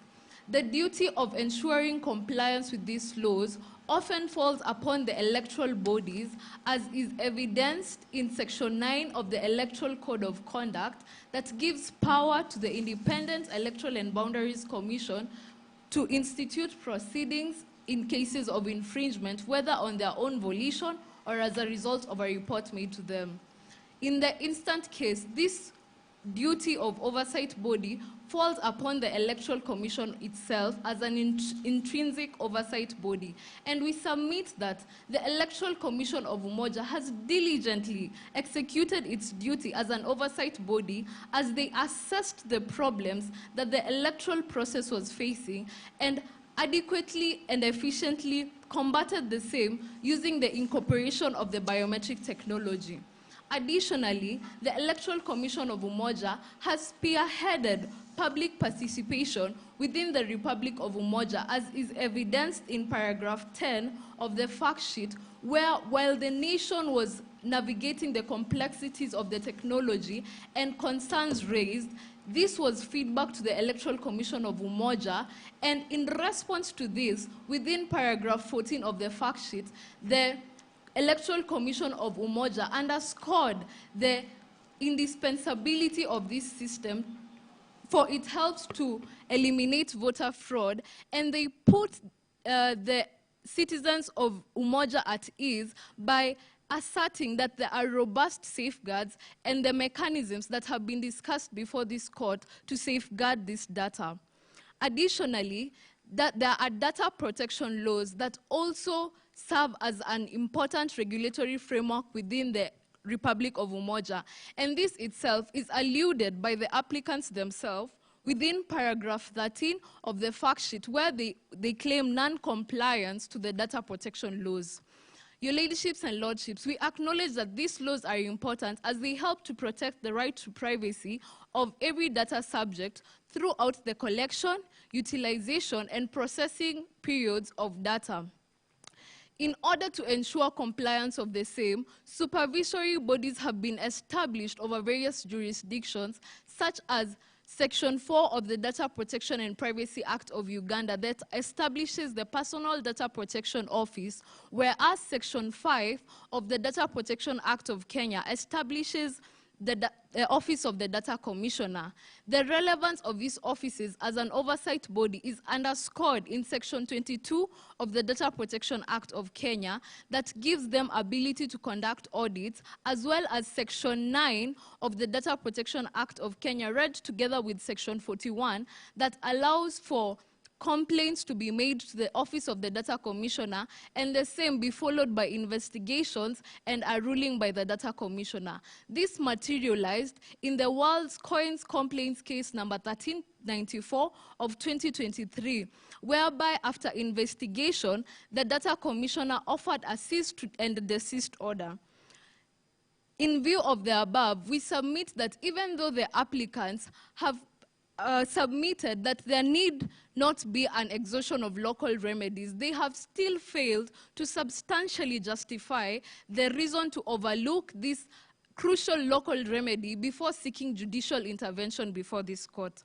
Last but not least are the courts that also assume a central position as an oversight mechanism, and they draw their power from Article 18, Sub-Article 1 of the General Data Protection Regulations that allows a data subject to seek compensation from the court for material or non-material damage that has been warranted to them by a data processor or a data controller. In light of these arguments, it is the respondents' prayers that 1, the court may find that the utilization of biometric technology is in compliance with the data protection laws and that it has not infringed upon the right to privacy of the citizens of Umoja, and that 2, the court may find that the measures and mechanisms in place to safeguard this data are sufficient and efficient and capable of protecting the data that they have collected, and that finally, this court may grant that the regulatory frameworks and oversight mechanisms currently in place are sufficient to hold the Electoral Commission of Umoja and collaborating entities accountable. If I am of no further indulgence to this court, that is the end of the respondent's submission. Unless there are any questions from the bench. Thank you very much for keeping in time. Any questions, my brother, or interventions?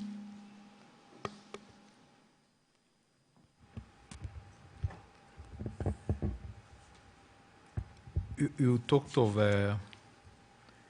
internal audits by your client to confirm that there is no leakage of the data.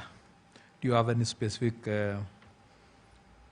place where that evidence is exhibited in your record? Much obliged, Your Lordship.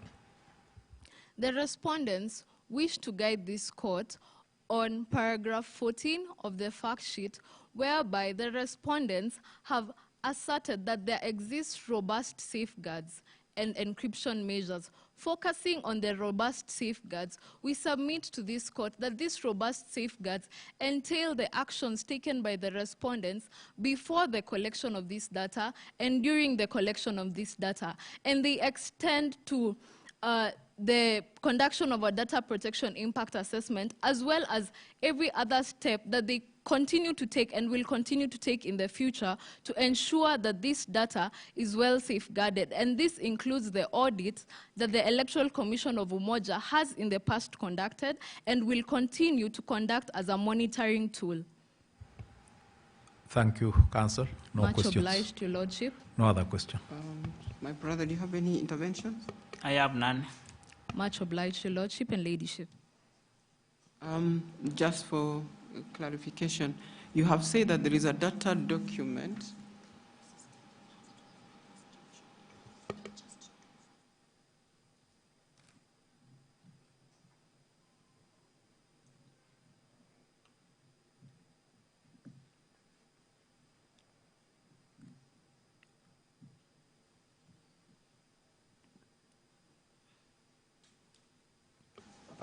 Just clarification that you say the data protection document has not been released because it's very sensitive and because it even carries the modes of sanctions in case somebody trespasses. Is that part of your evidence? Have you brought that document as part of your evidence for the court? Much obliged, Your Ladyship. We do not have that evidence before this court today, but the respondents duly submit that if the same is requested by the court, it can be availed on a later date. Thank you very much. Much obliged. I'm told because we have interjected and asked so many questions, we reduced the time for rebuttal. So you have 5 minutes.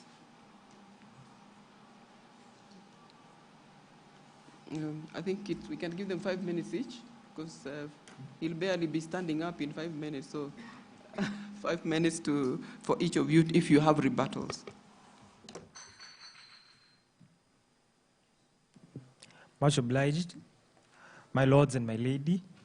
I shall use the first minute to rebut the second counsel argument, while my co-counsel shall use the remaining 4 minutes. With regards to the second counsel's submissions on the use of encryption measures and access control measures, as well as this other, we further reiterate Justice Mary Singh's words under paragraph 49 that they must not only be practical, technical, but not cosmetic.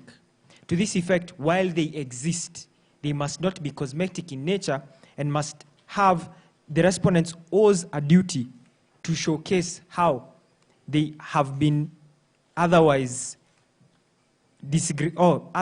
followed with regards to the events under paragraph 12.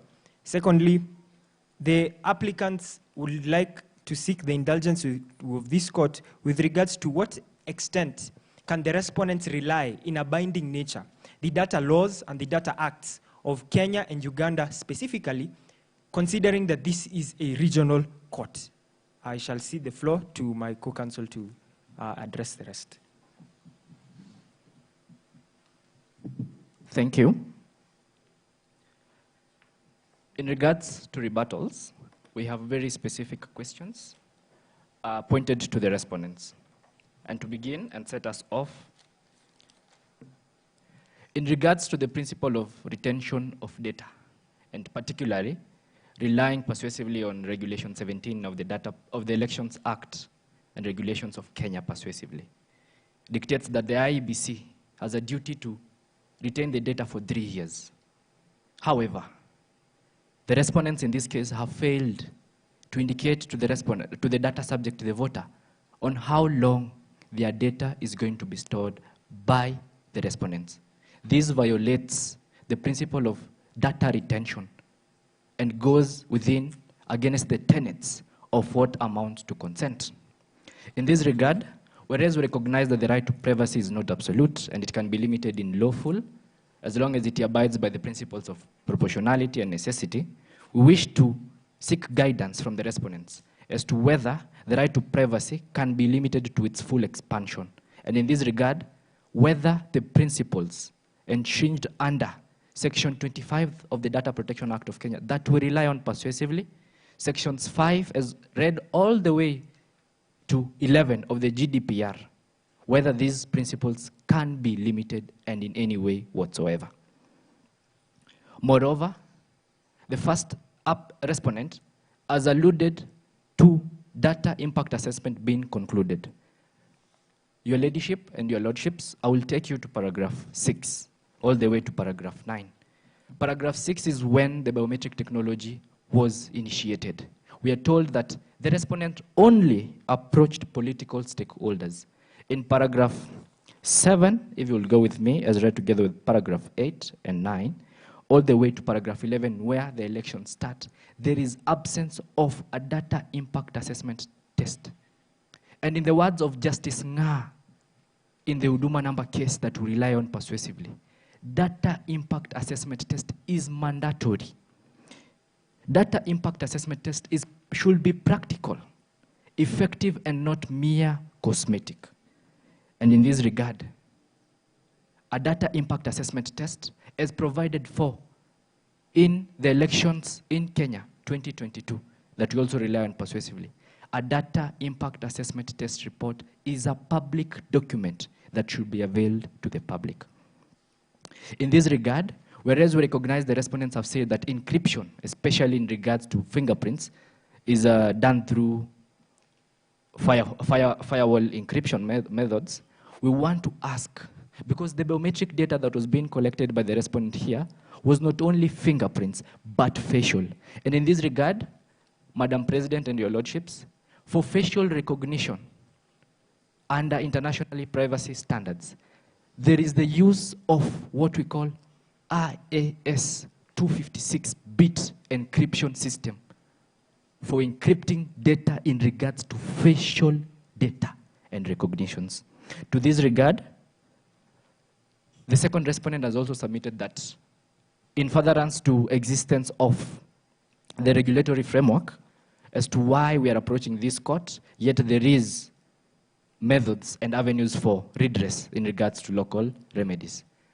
I will restate our submissions in regard to Democratic Party versus Secretary General and Attorney Generals for Kenya, Uganda, Tanzania, and Rwanda before this honorable court in 2014, where this court said that there is no requirement that an applicant has to exhaust any, whether they exist or not, local remedies before they can approach this honorable court. They just have to showcase that the EAC treaty has been violated. And to that extent, Madam President and your lordship, the technology, through regards of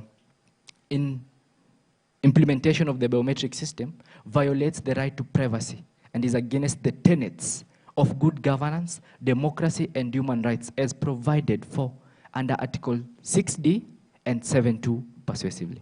In this regard, we'd like to pass the baton back to Madam President for further deliberations and guidance from this honorable court. Thank you for both sides. In courts, after your rebuttal, we don't have rebuttals from this side. I don't know how here it operates. So thank you. So it's the same. There is no, you have no other right of answer. Because, do you have a different, they still have to answer? There is no end to litigation in this system. Because ordinarily in courts, the rebuttal is there because they were answering what they said, and now when they talked, they are saying anything that they may have said that was not in their original. So the system here is that they have rebuttal, but they also have rebuttal? Mm-hmm.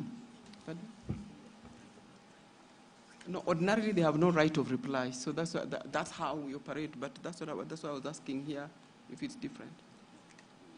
Okay, thank you. Our system, if you intend to operate in the Kenyan system, even the Ugandan one and whatever, I know that once they have spoken, you answer, you say what you have, you also answer what they have raised that you would have wanted to respond to and you hadn't put in your submissions, then they have a few minutes to rebut and you have no right of answer. Thank you. All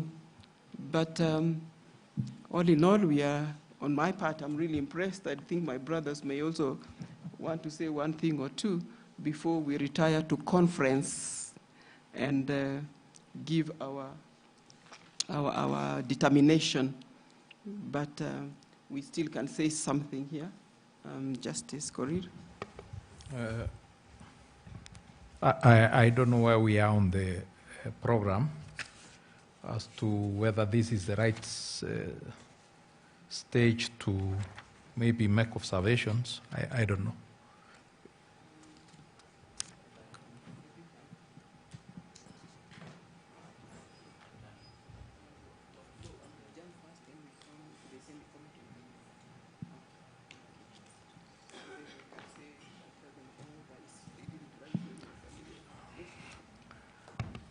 So the court has come to its retire. All rise.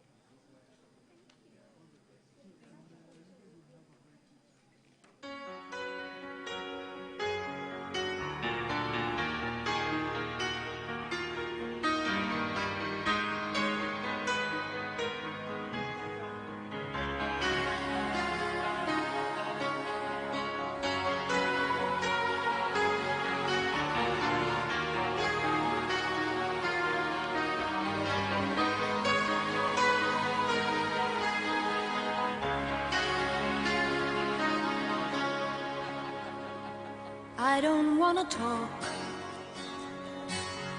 about things we've gone through, though it's hurting me. Now it's history. I played all my cards, and that's what you've done too. Nothing more to say, no more race to play. The winner takes it all, the loser standing small beside the victory. That's a destiny. Dear participants and all mooters, please stay in the room because we are waiting for the final verdict. We request that you stay around because we need to hear the final verdict. Stretch your legs but get back to the room. Thank you so much.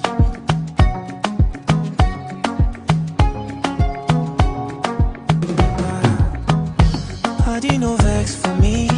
Say I never call you since, but I hope that you are well. I hope your market sell. Every day I dey pray for you. Make you Baba God bless you. I never forget you. I gon' forget you. See my shoulder, make you rest upon me.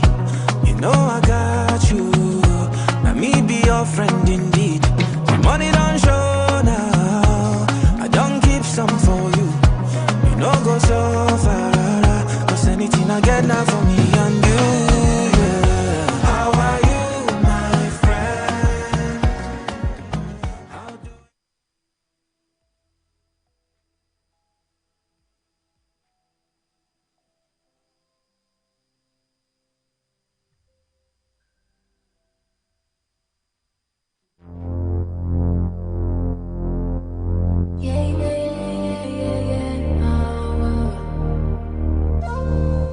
I turn all the bit.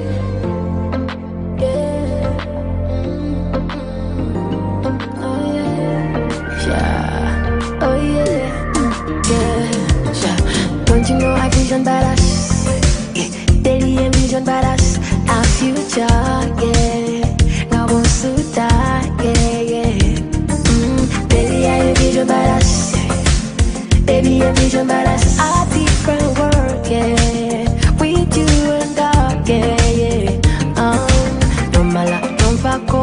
Say, yeah, cool. Sana wo, baby. Say no mala, don't vako. The future is sana wo.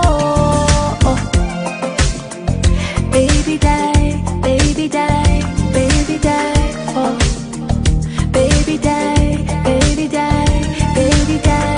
Oh, baby die, baby die, baby die for you. Baby die, baby die, baby die. I'm a listener. Oh, you nigga to me, you know I'm a listener. I wanna settle down with you, be your baby ma. When fumbe chemsana for you make dinner. When I pull in my Benzema, baby I wanna see you sit in my Benzema. Maybe we run away on summer holiday. You make me come again, baby every day. Yeah, yeah, yeah. I see you from afar with all your.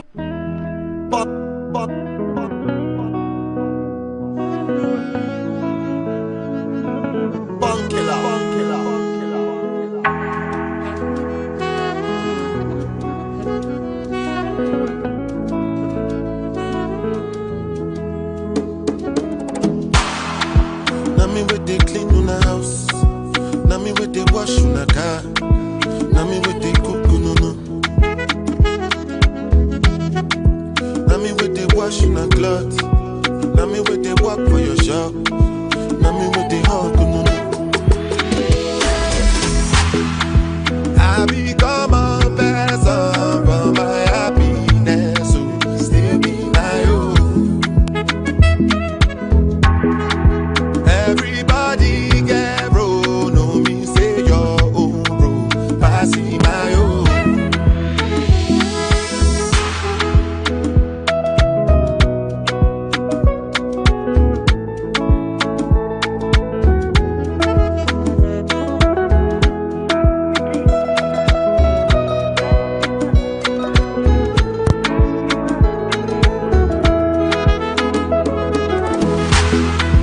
I become a person for my happiness, so still be my own.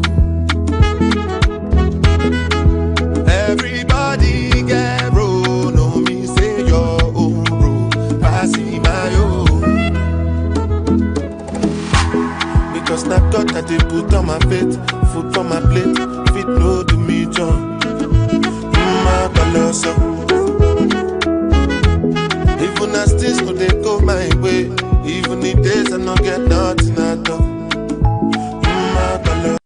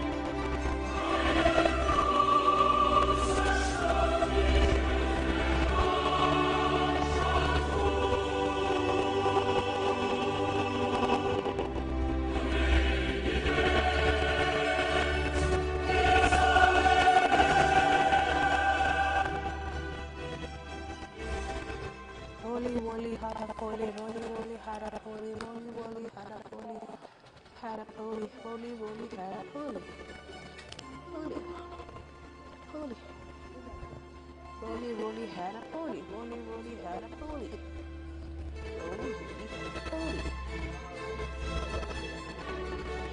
roly, roly, harapoli.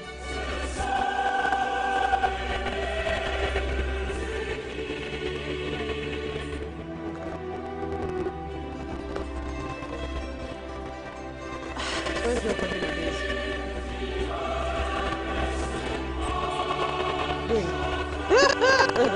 You know.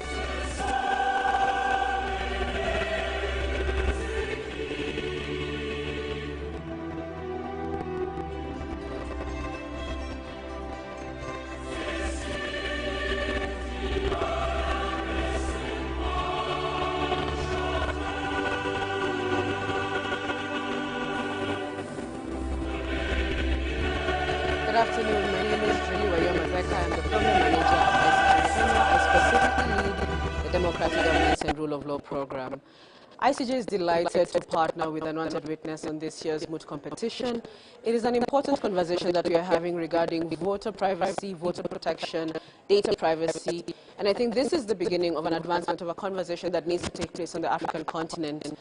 More and more countries are using technology in their elections, but the question of voter privacy and data privacy are emerging. What are we doing about it? That the data protection officers have been involved in doing law, making sure that there's legislation around these issues, but is that enough and is that sufficient? We are currently having, I think, 19 countries going into the election in 2024. Many countries are yet going to the election, and technology will be deployed. I think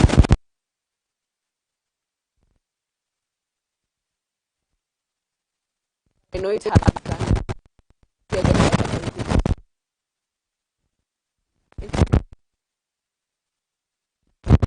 Kenya, we work around this issue because it's important. We have worked on these issues, and for us, electoral integrity, we've got the right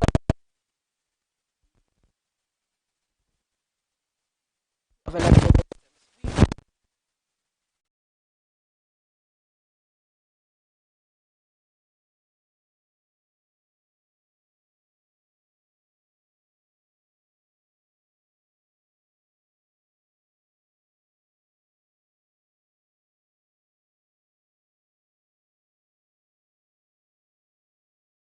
initiatives, and we look forward to what that could bring, because it is important for young people, and particularly university students, to be involved in these discussions. I think we are breeding the next litigators, and that's so. To Unwanted Witness, thank you for this very timely conversation. To Daystar University, thank you for hosting us, and to the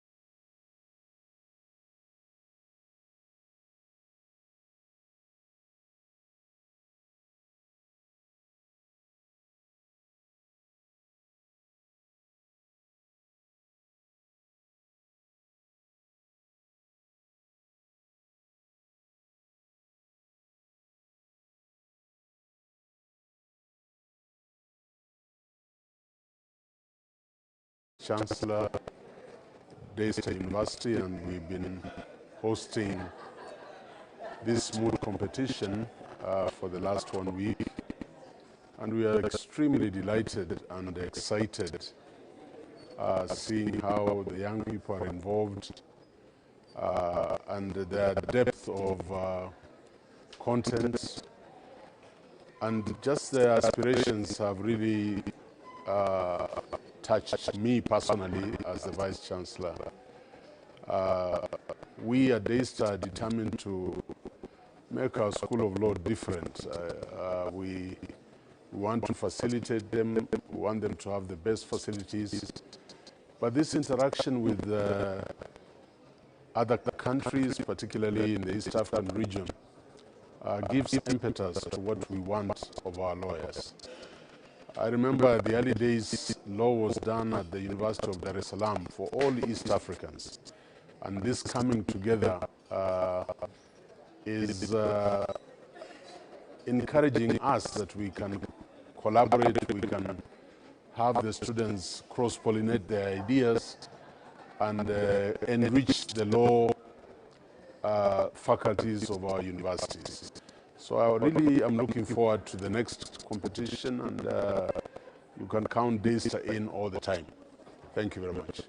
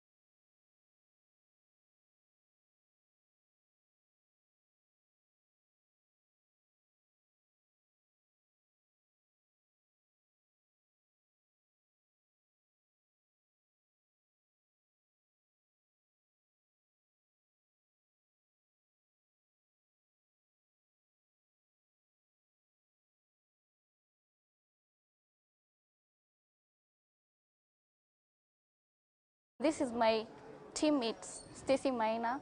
We are team code Ken 13 from Kenya. The experience has been thrilling. Right from the onset of the competition, it has really been competitive. I have met the best of the legal minds. We have got to argue on substantial matters and extensively looking into the legal frameworks of data privacy. I am so happy to have done it alongside my teammate, Stacy. Together, we have argued, we have made submissions to each other, we have corrected each other and encouraged each other. I'd like to thank Unwanted Privacy Moot Court team for allowing us to have this experience and expanding our knowledge on data privacy. I have learned a lot in the area of moot court. I have learned on legal research skills, oral advocacy, payment of attention, as well as the oral advocacy within the court. I have learned how to listen and how to respond. I encourage every law student to take part in this competition as they come along, since it's an opportunity it's a golden opportunity that cannot be missed. With that, I think I'll just end it.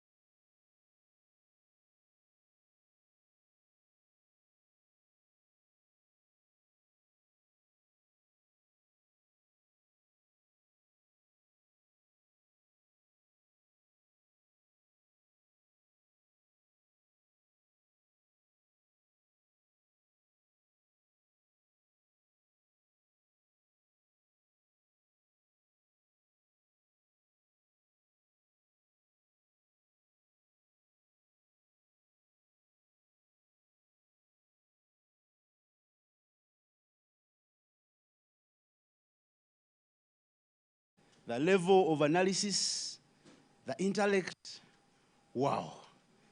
A round of applause to our mooters. That was very good, very encouraging. I think it was Nelson Mandela who said, if you want to change the world, use education. I've just noted and noticed how you can use the law to fight privacy, to uphold the right to privacy for people. The right to privacy equals to dignity. Without it, you have no dignity. So thank you very much. Ladies and gentlemen, allow me to recognize some of our esteemed guests that are present today. In our midst. The Honorable Lady Justice, Lydia Ashode, the presiding. Thank you very much.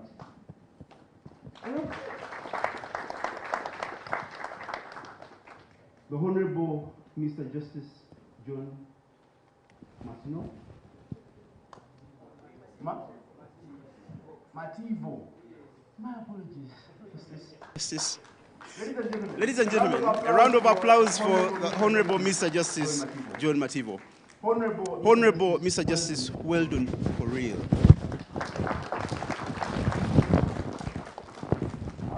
Our head of Moot, also representing our executive director from Unwanted Witness, Ms. Dorothy Mukasa, who wasn't able to attend because she's a bit frail. Ms. Frida Nelmansi Mugambe, she's a bit busy in the Tally Center. A round of applause for our head of Moot. Professor Laban Ayiro, the Vice Chancellor, Daystar University. We are honored to have you today. The Dean, School of Law, Daystar University, you've been an incredible partner. Thank you very much, sir. Dr. Maurice Owol. I think from the Human Resource Department of Daystar University, Mr. Pius Muhia. Forgive my pronunciation. I'm Ugandan and some of these names disturb me, but I will keep learning. It shouldn't be an excuse. Thank you for being around, sir. Then from ICJ, our able partners. ICJ have been very incredible. Ladies and gentlemen, if you're not aware, through ICJ, we managed to have our honorable justices come and preside. And not only them, also judges. Boss. You want to kill the announcer before people know the winner. Okay? So ICJ, we are honored. We are honored. Thank you very much. Thank you very much, Miss Julie Wayua Matheka. She's a program manager from ICJ. Thank you very much for being around. Allow me to request the presiding judge at this moment to please kindly come and give a word of wisdom and probably a comment about how you think that the teams performed, and then we'll know what to do next. A round of applause for the Honorable Justice.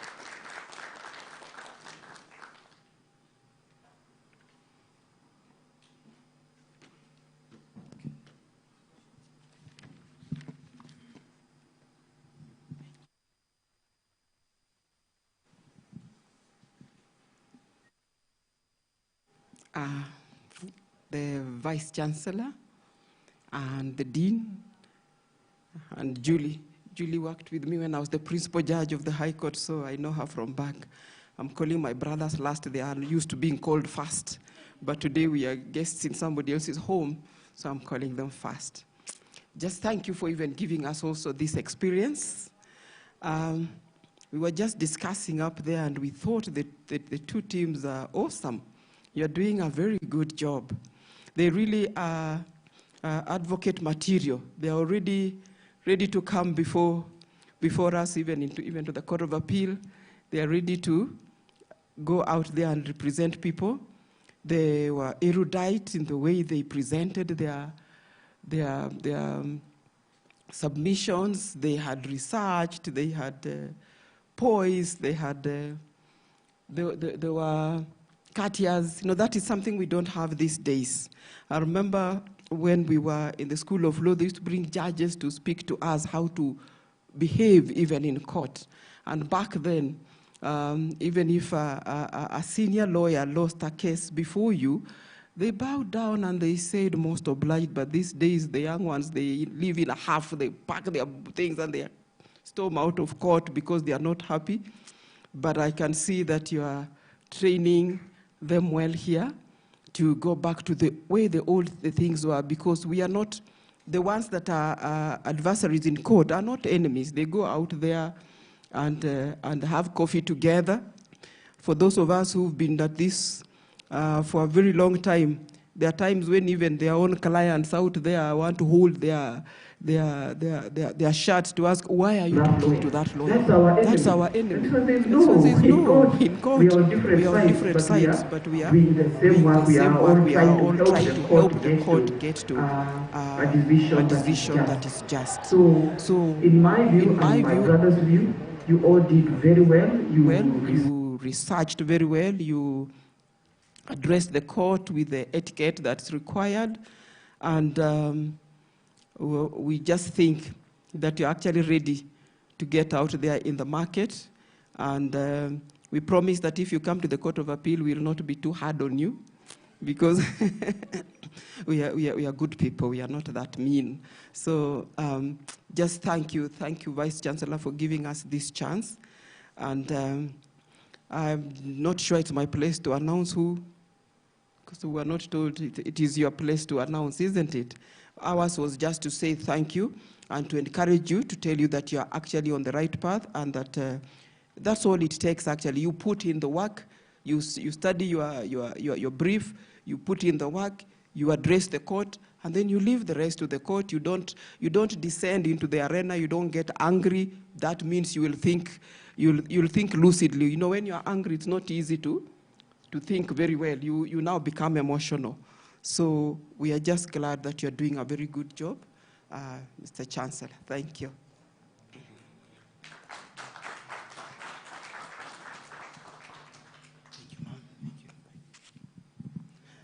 Thank you, Honorable Lady Justice.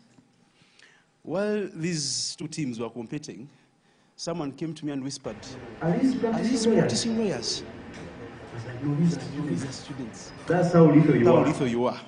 Imagine you're lethal when you're just students. What will happen when you finish? We wish you the very best. Unwanted Witness, we are always committed and will always be committed to support universities in this area of privacy.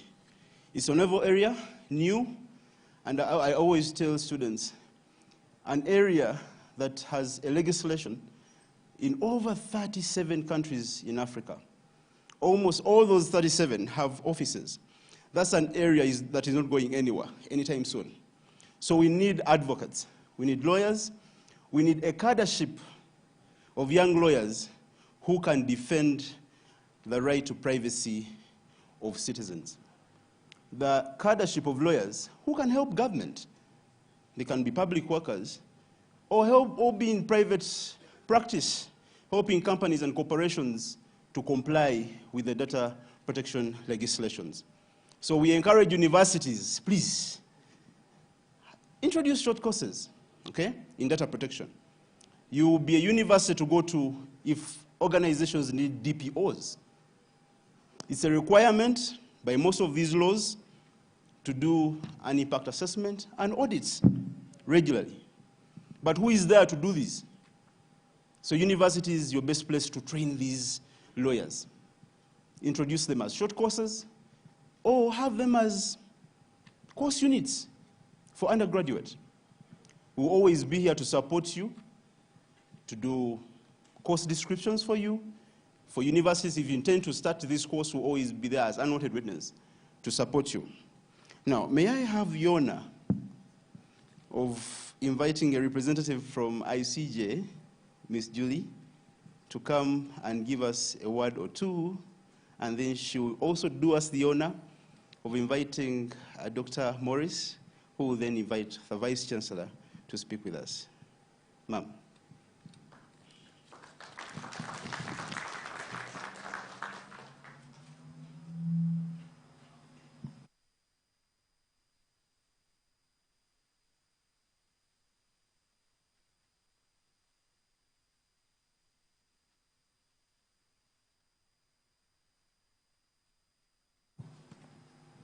Good afternoon. Oh, good evening. I was about to say my community is known for long distance walking. The walk there was quite a distance. I know today is not a day for speeches, so I'll be quite brief. Allow me to recognize the presence of Lady Justice Lydia Chode, Mr. Justice John Mativo, Mr. Justice Weldon Correa, the Vice Chancellor, and the Dean of the Law School. Our partnership with Unwanted Witness was premised on the work that we do as ICJ Kenya on constitutionalism and reforms. And for us, we are focused on elections. So that is why we wanted to support this process. We are very grateful for this partnership. Allow me to thank the justices for taking time off their very busy schedule. I do not know if you know that it is an honor and a pleasure to have 3 Court of Appeal judges on a Friday afternoon for more than 5 hours to listen to us, because their workload is quite tremendous. So we appreciate you and thank you, and we wish to continue working with you as ICJ Kenya. We are thankful and grateful. For Daystar, thank you so much for the hospitality from Thursday. We have really appreciated the warm welcome that we have received here, and we are grateful that we have been able to see another space that we can partner in our work at ICJ Kenya, as well as also promote that you have a wonderful law faculty, as well as really warm students. To our esteemed partnership with Hewlett-Packard and also Unwanted Witness, I think it's important for us to appreciate that Africa is really moving in the direction of technology, and I think this was a very timely discussion. All the matters that actually came in regards to data privacy and election contestations around political parties were data-driven. So it's important that we start having these conversations now. It is not only a Kenyan phenomena, it's a phenomena across a lot of African countries. And of course, in the US, you know that they're going to go into their election at the end of the year, and data, voter privacy is a big issue there. So you're spot on the mark in terms of the theme selection, and we look forward to seeing this grow. Not only do we do Moot competitions, but I think it's important that we also do capacity building for various entities and other organizations that are important in ensuring that election integrity is maintained. I want to thank the judges from ICJ Kenya who really sacrificed their time to be here from the inception. So they judged the other preliminary rounds before they came before you, my lord and my lady. So they have been here and working with the team, and I really do appreciate also them giving their time towards this. Without further ado, I want to also state, and last thing, before I invite the Dean, ICJ Kenya just yesterday launched its ICJ Kenya Compendium on the 2022 elections. This is a document that we have been able to do time and time again. It's the 5th volume in our series.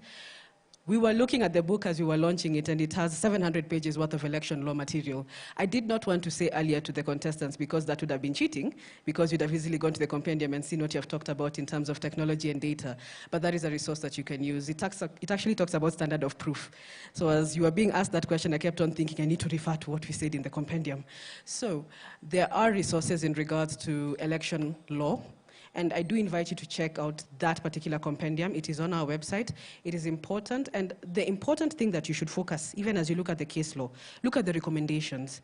There are some solid recommendations that need to be there. So even as you think about your thesis, your arguments, because some of you will join the Attorney General's office, you will join the DPP's office, you will represent people in 2027 with election petitions.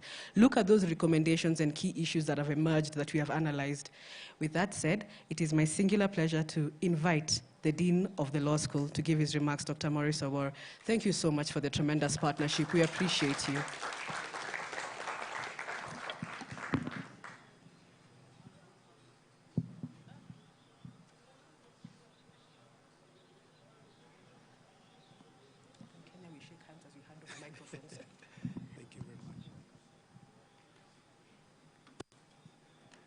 VC,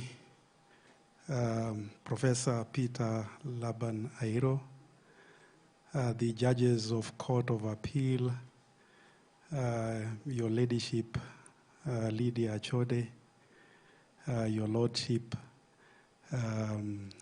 Mativo, John Mativo, Your Lordship, Weldon Korir, Lydia Matheka from ICJ, our colleagues and co-sponsors from Unwanted Witnesses, members of staff, the participants from both teams, students, ladies and gentlemen, good evening and shalom. Mine, before I invite the Vice Chancellor, is just to express my joy at the opportunity which this Moot Court competition has presented to our students, not just the participants, but for all those students who are here to basically appreciate the utility of mooting. As a law lecturer, I was really impressed by the manner in which the participants were able to weave from national law to international law, from the Constitution to acts of parliament, regional instruments, international instruments. That is amazing. It is truly amazing. So therefore, mooting is an activity which reinforces the normal study. And in my experience, I have seen students who are mooters go extremely far in life. I know of some of my former students who are working with international governmental organizations. I know some of my students who are good advocates today. And therefore, it is thanks to mooting, and I would want to encourage all the students who are here, apart from the normal academic courses that you pursue, please take the opportunity to engage in mooting. Please take that opportunity. It will make you a better person. And I agree with the presiding judge, my ladyship, Lydia Chode, that these students, the manner in which they were able to present their submissions, they are almost ready materials for practice. And today, at some point, we were discussing with the Professor Kivutha Kibwana, and he was saying that in their jurisdictions where law students, possibly in the 4th year, are allowed to appear in court, but under guidance. So therefore, it is something which a country such as ours could begin to think about. How do you make use of law students who appear to now have a very good grasp of the law? Or maybe, if that is too ambitious, what about legal clinics? What about legal clinics? So therefore, I wish to take the opportunity to now invite our Vice Chancellor, Professor Peter Laban-Airo. Let us welcome him with a round of applause.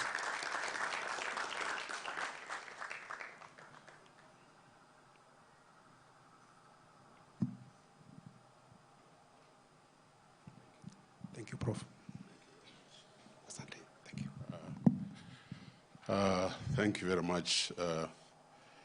Our Dean, School of Law, allow me to recognize eminent persons present here today.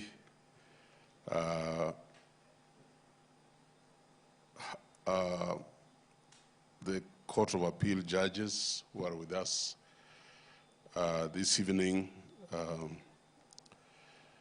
the ladyship Lydia Achode, Judge John Matibo, and Your Lordship Weldon Korir. What a privilege it is for us as an institution to have you here today. And I'm not just going through protocol, I mean it. I know what it means to walk on this earth and become a judge, just like I know what it means to walk on this earth and become a professor or a vice chancellor. Is a very rigorous, torturous, authentic path. And so we thank God for you and continue to pray for you because of what you're doing for this country. I'm getting a little worried with what I see happening today. And Her Ladyship has mentioned that the character and the personality of a lawyer is quickly disappearing. And it is because of the training and the character of the schools that we are bringing up. And I just want to assure you that at Daystar, we are determined. I am so deliberate, I am so determined to produce lawyers who are different. And I'm doing the same in the School of Nursing, School of Communication, and all the other 7 schools. So I feel extremely honored that we are sitting here together with the Court of Appeal judges. My upbringing was different. When we went through school, that's what we aspired to be. You wanted to be a lawyer, you wanted to be a doctor, you wanted to be an economist, you wanted to be something. And then added to it is the character that you carry. So I told my dean that I want to come here at 2 o'clock. He told me come in at 4 to say what I want to say. I said, no, I want to come in, I want to stand with my students and the students who have reached the finals. In fact, both teams were excellent, and I want to thank all of you for a good job. So I want to sit in. I don't want to make appearances. In Daystar, we don't make appearances. No, we pick the broom. So I sit here, not for appearances. I teach master's classes. Yesterday I had a master's class online of 100 students from 18 nationalities, some from China, US, doing classes in Daystar. I have PhD students I teach. So positional equity isn't the yardstick, it's what you're able to give. I want to thank the International Commission of Jurists. Thank you so much. I like your personality, I like your reassurance. And when you say you have found a partner, I want to affirm that Daystar will work with you if and when you need us. I want to really appreciate our brothers, the Unwanted witness from Uganda, and the team that came from Uganda. We don't take it for granted. I want to appreciate all the teams that participated. I want to thank my students of the law school. When I came to this university in 2019, we had about 35 students, and we were in a rented premise somewhere here. But I'm happy that the dean knows what we have done. We are putting up one of the largest law schools in this country at the main campus with all the latest facilities, because we are aspiring to be different. And so I'm very proud of my law school, and I am determined to make it different. I didn't make it for medicine. I didn't make it for law. But I have made sure that my own children, I have 2 lawyers in my house, and I have a doctor. So God has rewarded me. But my mother told me, you wanted to be a doctor, but God wanted you to be a teacher, and you'll be a great teacher. And I think in whatever opportunity God gives you, you can influence mankind in a very profound way. I want to end by saying that these 2 sets of teams have decided to live true to this poem by Frost, which reads, "The secret sits."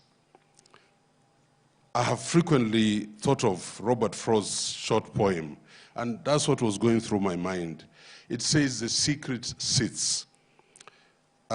In part, very briefly, it reads this: "We dance around in a ring and suppose, but the secret sits in the middle and knows." So the law students who are here, please stop dancing around in the ring and suppose that I'm doing law. You must move into the middle so that you may know what law is all about. While I may not know Frost's secret, I do know there's more to life than dancing around the periphery. the tragedy of this country today, people have been put in leadership, and I keep praying for His Excellency the President. People have been put in leadership, but there are the people who are dancing on the periphery. And so when they are brought to the center, they don't know. I am saying this. I think there's more to life than dancing around the periphery. And I was asking my dean, I expected all my law students here. If you wanted the buses, now we have 7 buses. We would have bussed all of them here. Because I want them not to dance on the periphery, but move to the center. Yes, I know that safety, familiarity, and comfort resides on the edges of life, away from the heat, like these candidates have gone through, and the heart. Their arguments from the heart, the boys and the girls, sorry to call you boys and girls. But I also know that wisdom, truth, beauty, fulfillment, and divine mystery resides in the center. These candidates will never be the same because they have been at the center, and we thank them. And I thank all of you for having trust in Daystar and allowing us to host you. Thank you and God bless you.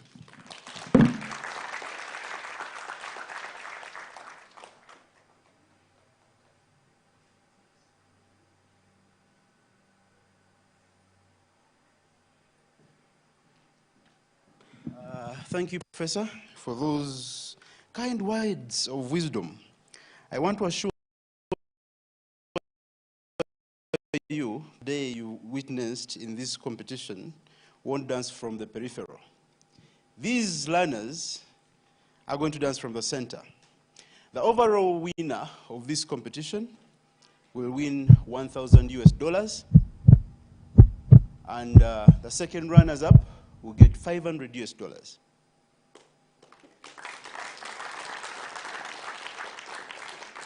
All that to ensure that you don't dance from the peripheral. Then the overall winner will then win an all-paid trip to Zimbabwe, Harare, to attend the 6th Privacy Symposium Africa.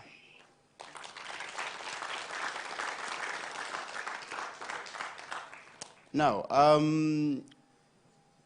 honorable justices, we have a token of appreciation that we thought that we don't even know how much to appreciate you, but please accept it as it is, and I will request Professor to kindly come and probably award the first judge, who is the presiding judge.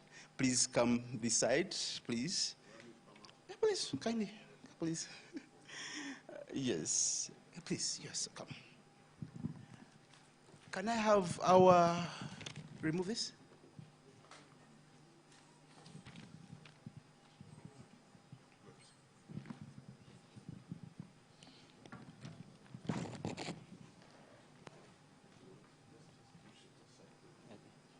Take it. Please.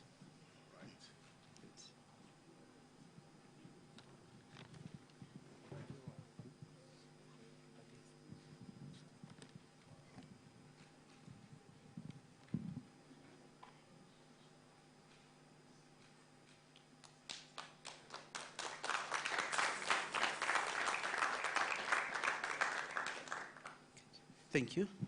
Thank you. That's it.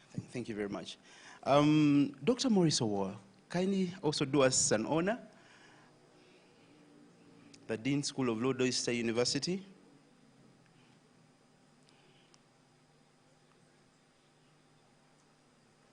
To come and award the Honorable Mr. Justice Weldon Korir.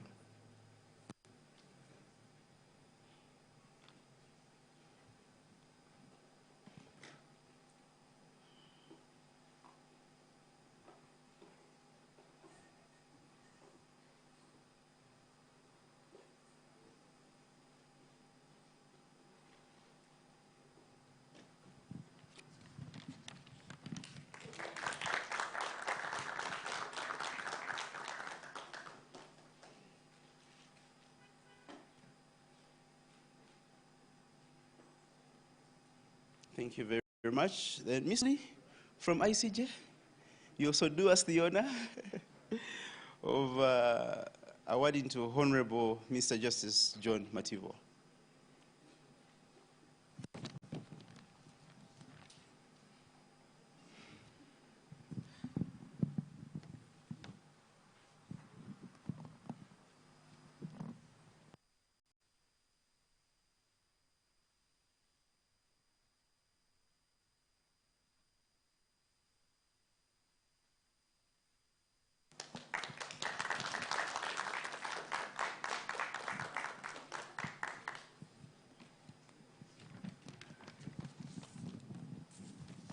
Thank you very much.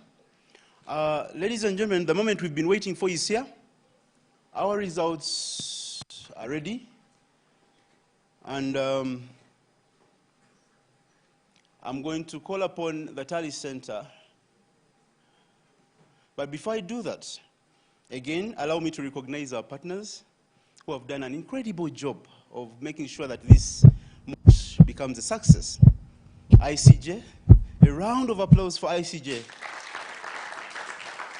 You've been so incredible. Thank you very much. Thank you very much.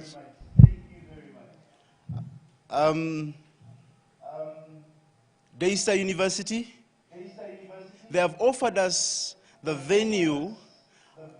Can we have this sorted? There is some feedback here.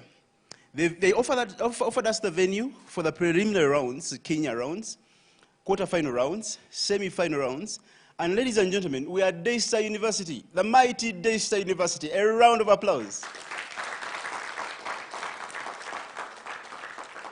In Uganda, the preliminary rounds were hosted by the mighty IUIU, Islamic University in Uganda, and they also happen to be the defending champions of this Moot. And if you noted the trophy bearers during the trophy match, those two kings and champions and legends, they were the defending champions, okay, for the last rounds. So a round of applause for IUIU, Kampala campus. Thank you very much. Represented over there by the coordinator of the team. Yeah, thank you very much. Please send our regards. We're so grateful. Those were steamy rounds, and we had Kenyan teams and Ugandan teams here, Honorable Justices. Yeah, so now, shall we please have the results for the best written submissions applicant? And bringing those results are the former champions. Please proceed. Former champions of this Moot from IUIU Kampala campus.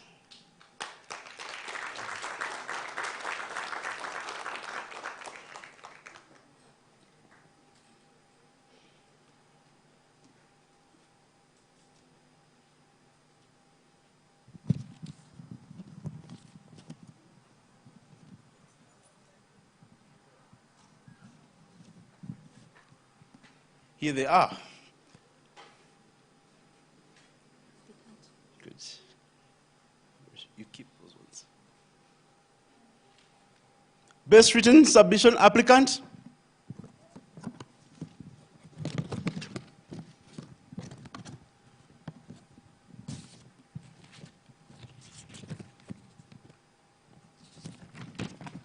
Now, as we announce the best written submission applicant, I want to remind us, this is just announcing.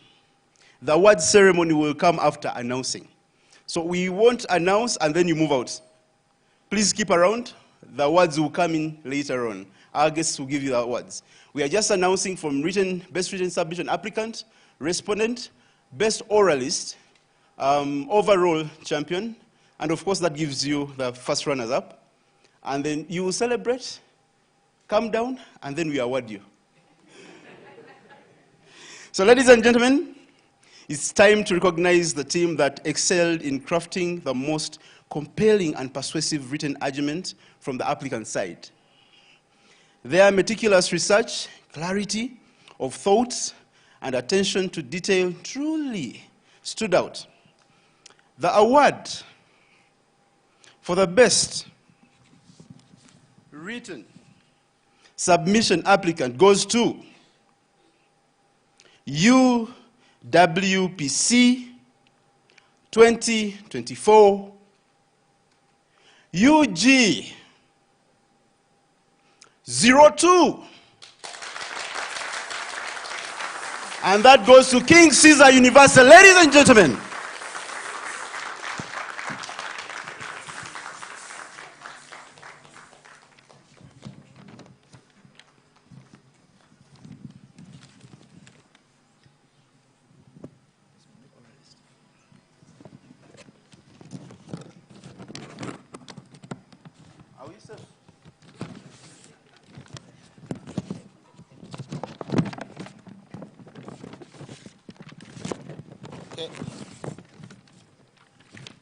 and now, ladies and gentlemen, we move to honor the team that showed exceptional skills in defending their stance with precision and depth from the respondent side. Their ability to effectively counter and address complex issues in their submission was remarkable, truly remarkable. Ladies and gentlemen, the award for the best written submission respondent goes to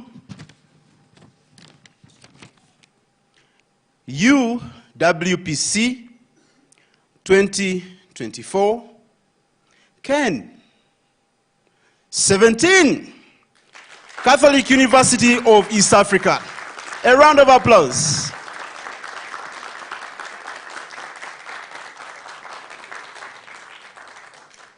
And shall we please have results for the best oralist?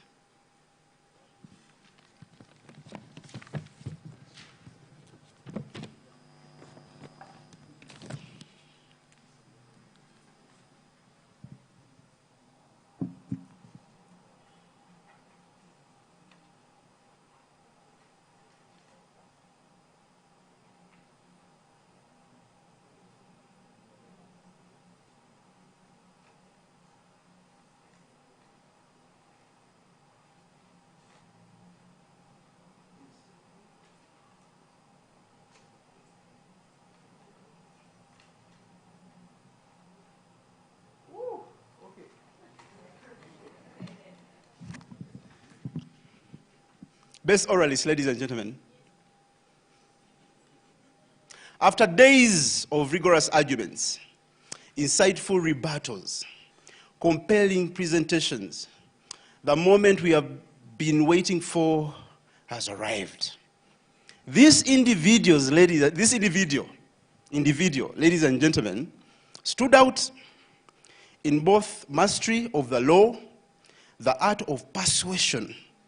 They have captivated judges from preliminary rounds. Preliminary rounds. Okay? They've left a lasting impression. With their eloquence, unmatched advocacy skills, with great honor, ladies and gentlemen, allow me to present to you the best oralist of the Unwanted Witness Privacy Moot Competition 2024. From UWPC 2024, UG, ladies and gentlemen, 16, Stacy Angel Ndaula. Stacy Angel, are you here? They're not here. Stacy, a round of applause for Stacy. Ladies and gentlemen, Stacy has been so good. The judges really were right in awarding her this. Congratulations, Stacy. Congratulations.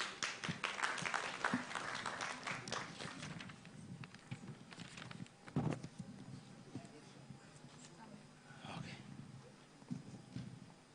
Overall winner. Can I please have results? For the overall winner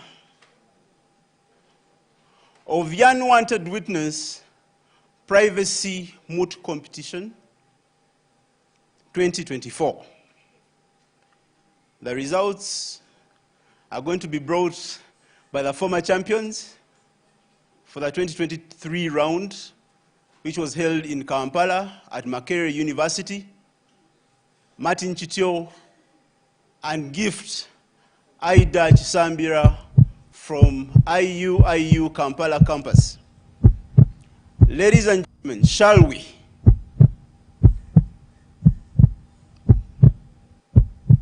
Over a winner.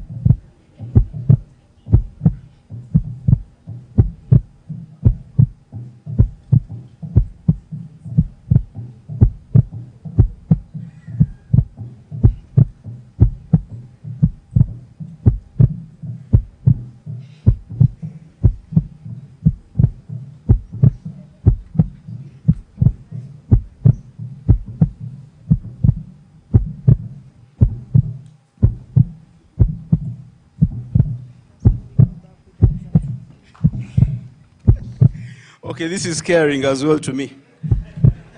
I must admit.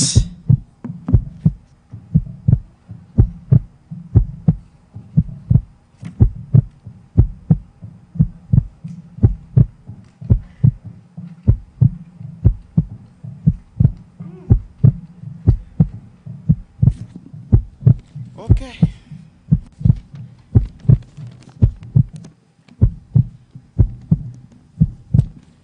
Now, ladies and gentlemen, for the grand moment of the competition, the team that has demonstrated exceptional legal prowess, the team worked so hard, the team showed strong skills in privacy advocacy. The stakes were high and every argument mattered. But in the end, one team, ladies and gentlemen, has emerged victorious, raising above the rest with their brilliant strategy and impeccable advocacy. Ladies and gentlemen, this team, just to break it down for you, the duo are going to win $1,000. I mean, a cool $1,000 to themselves, just to themselves. They'll also go to Zimbabwe to attend Africa's largest data protection conference in Harare. It is my absolute privilege to announce the overall winner of the Unwanted Witness Privacy Moot Court Competition 2024 as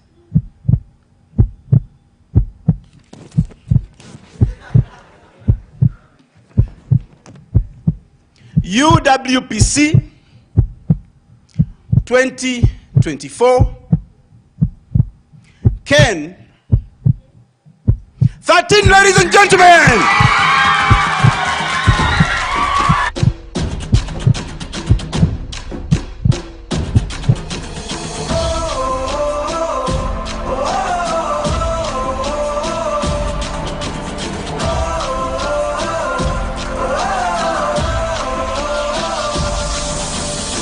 Give me freedom, give me fire, give me reason, take me higher. See the champions, take the field now. Unify us, make us feel proud in the streets. As we lose our inhibition, celebration, it surrounds us. Every nation, all around us, singing forever young, singing songs underneath the sun. Let's rejoice in the beautiful game. And together at the end of the day, we all say, when I get older, I will be stronger. They'll call me freedom, just like a waving flag. I get older, I will be stronger. They'll call me freedom, just like a waving flag. So wave your flag, now wave your flag, now wave your flag. Oh, oh, oh, oh,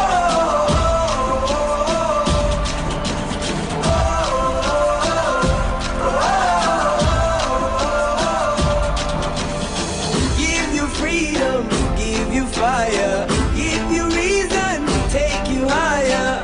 See the champion, take the field now. Unify us, make us feel proud. In the streets are. Okay.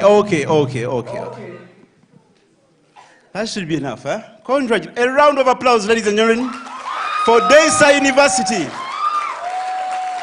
Congratulations. In November, from the 19th to the 21st of November, you'll be in Harare.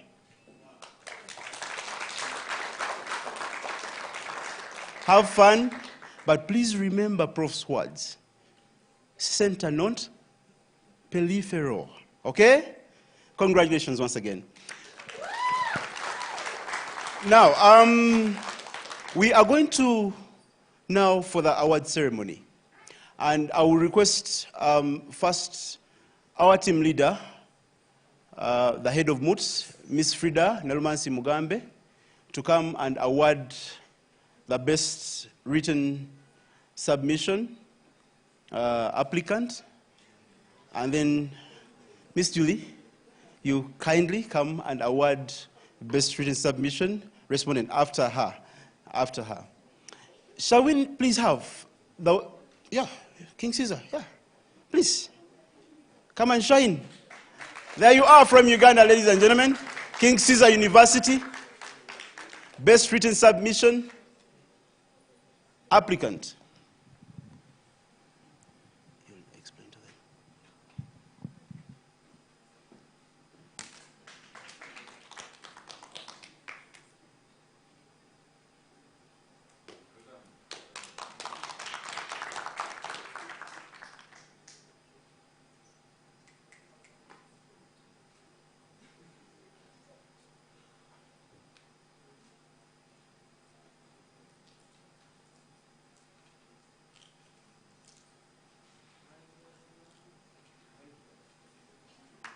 There you are, please, shall you? Miss Julie, kindly.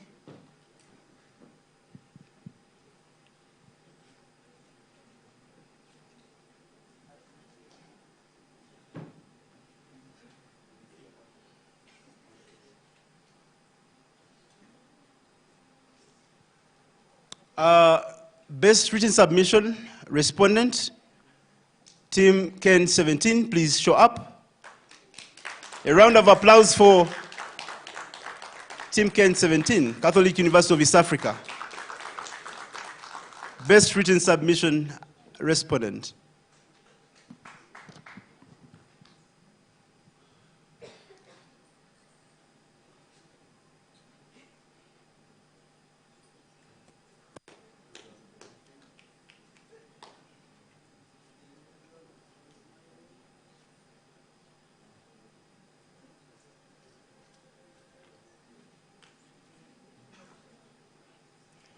Dr. Morris, can you please do us the honor of coming to award the best oralist? Stacy, please be backed up by your team members and coordinator. Stacy Ndaula, come and receive your accolades. Best oralist of the Unwanted Witness Privacy Moot Competition 2024.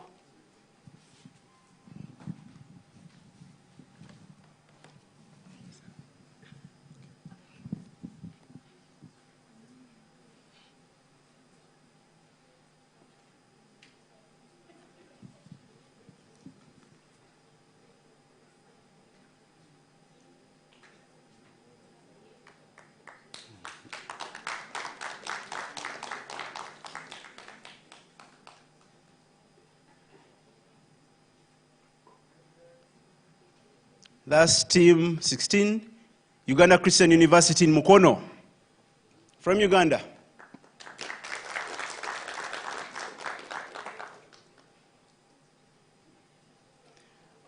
Professor, could you please do us the honor of coming to award the second runners-up, Team Ken 8. Sorry? First runners-up, sorry. Please, a round of applause for them. They fought a good fight.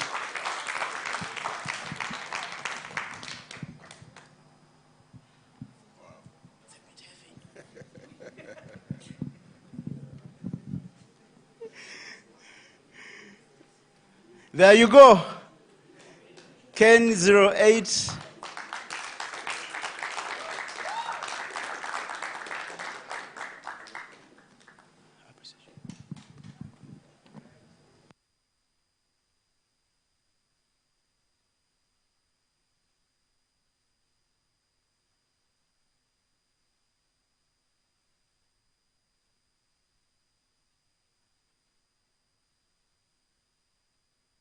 African Nazareth University. Thank you very much, Prof. Now, before we do, and I will request the presiding Honorable Lady Justice, you do us the honor of not now though.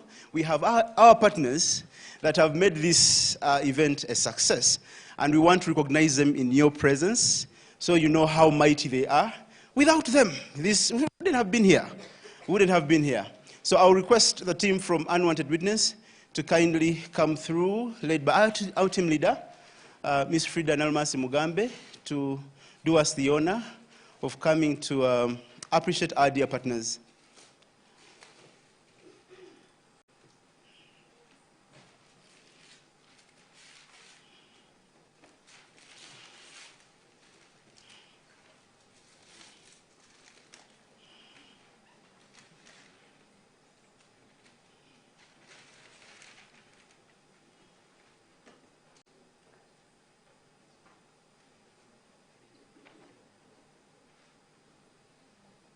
Wow, there we are.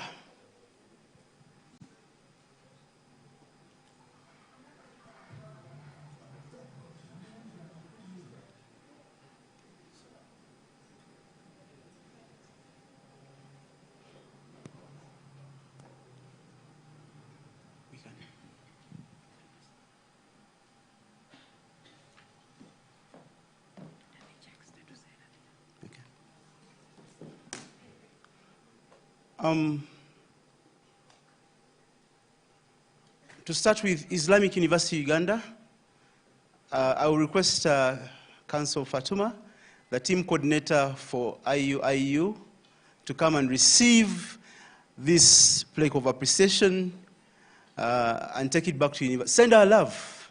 We appreciate the hosting, the partnership. It was such a sweet marriage. Ladies and gentlemen, International University in Uganda, Kampala campus.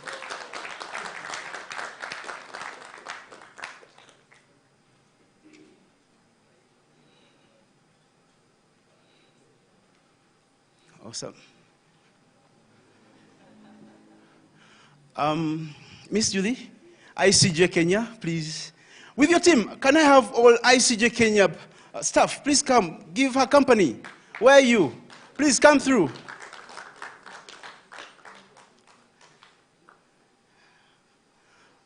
What a partnership. In Uganda, our president always asks for another round. That is becoming another presidentship.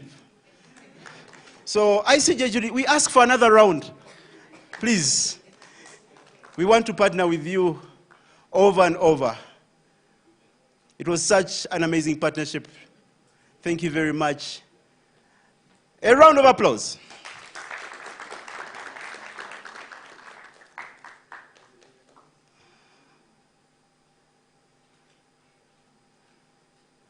Wow.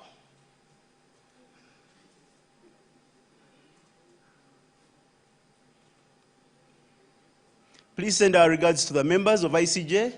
We are grateful for their support. And ladies and gentlemen, Professor, can you kindly please, kindly do us an honor of receiving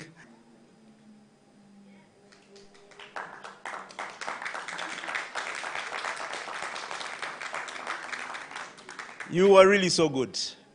You are amazing. Thank you very much. Thank you. And now for the expendables. Stand up. Let's raise for the expendables. The Honorable Lady Justice, kindly. Please.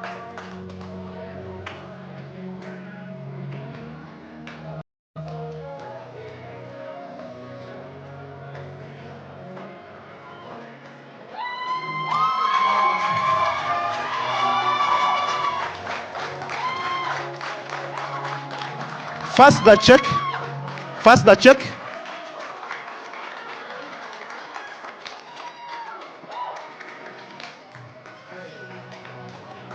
$1,000 and a fully paid trip to Halari. There you are.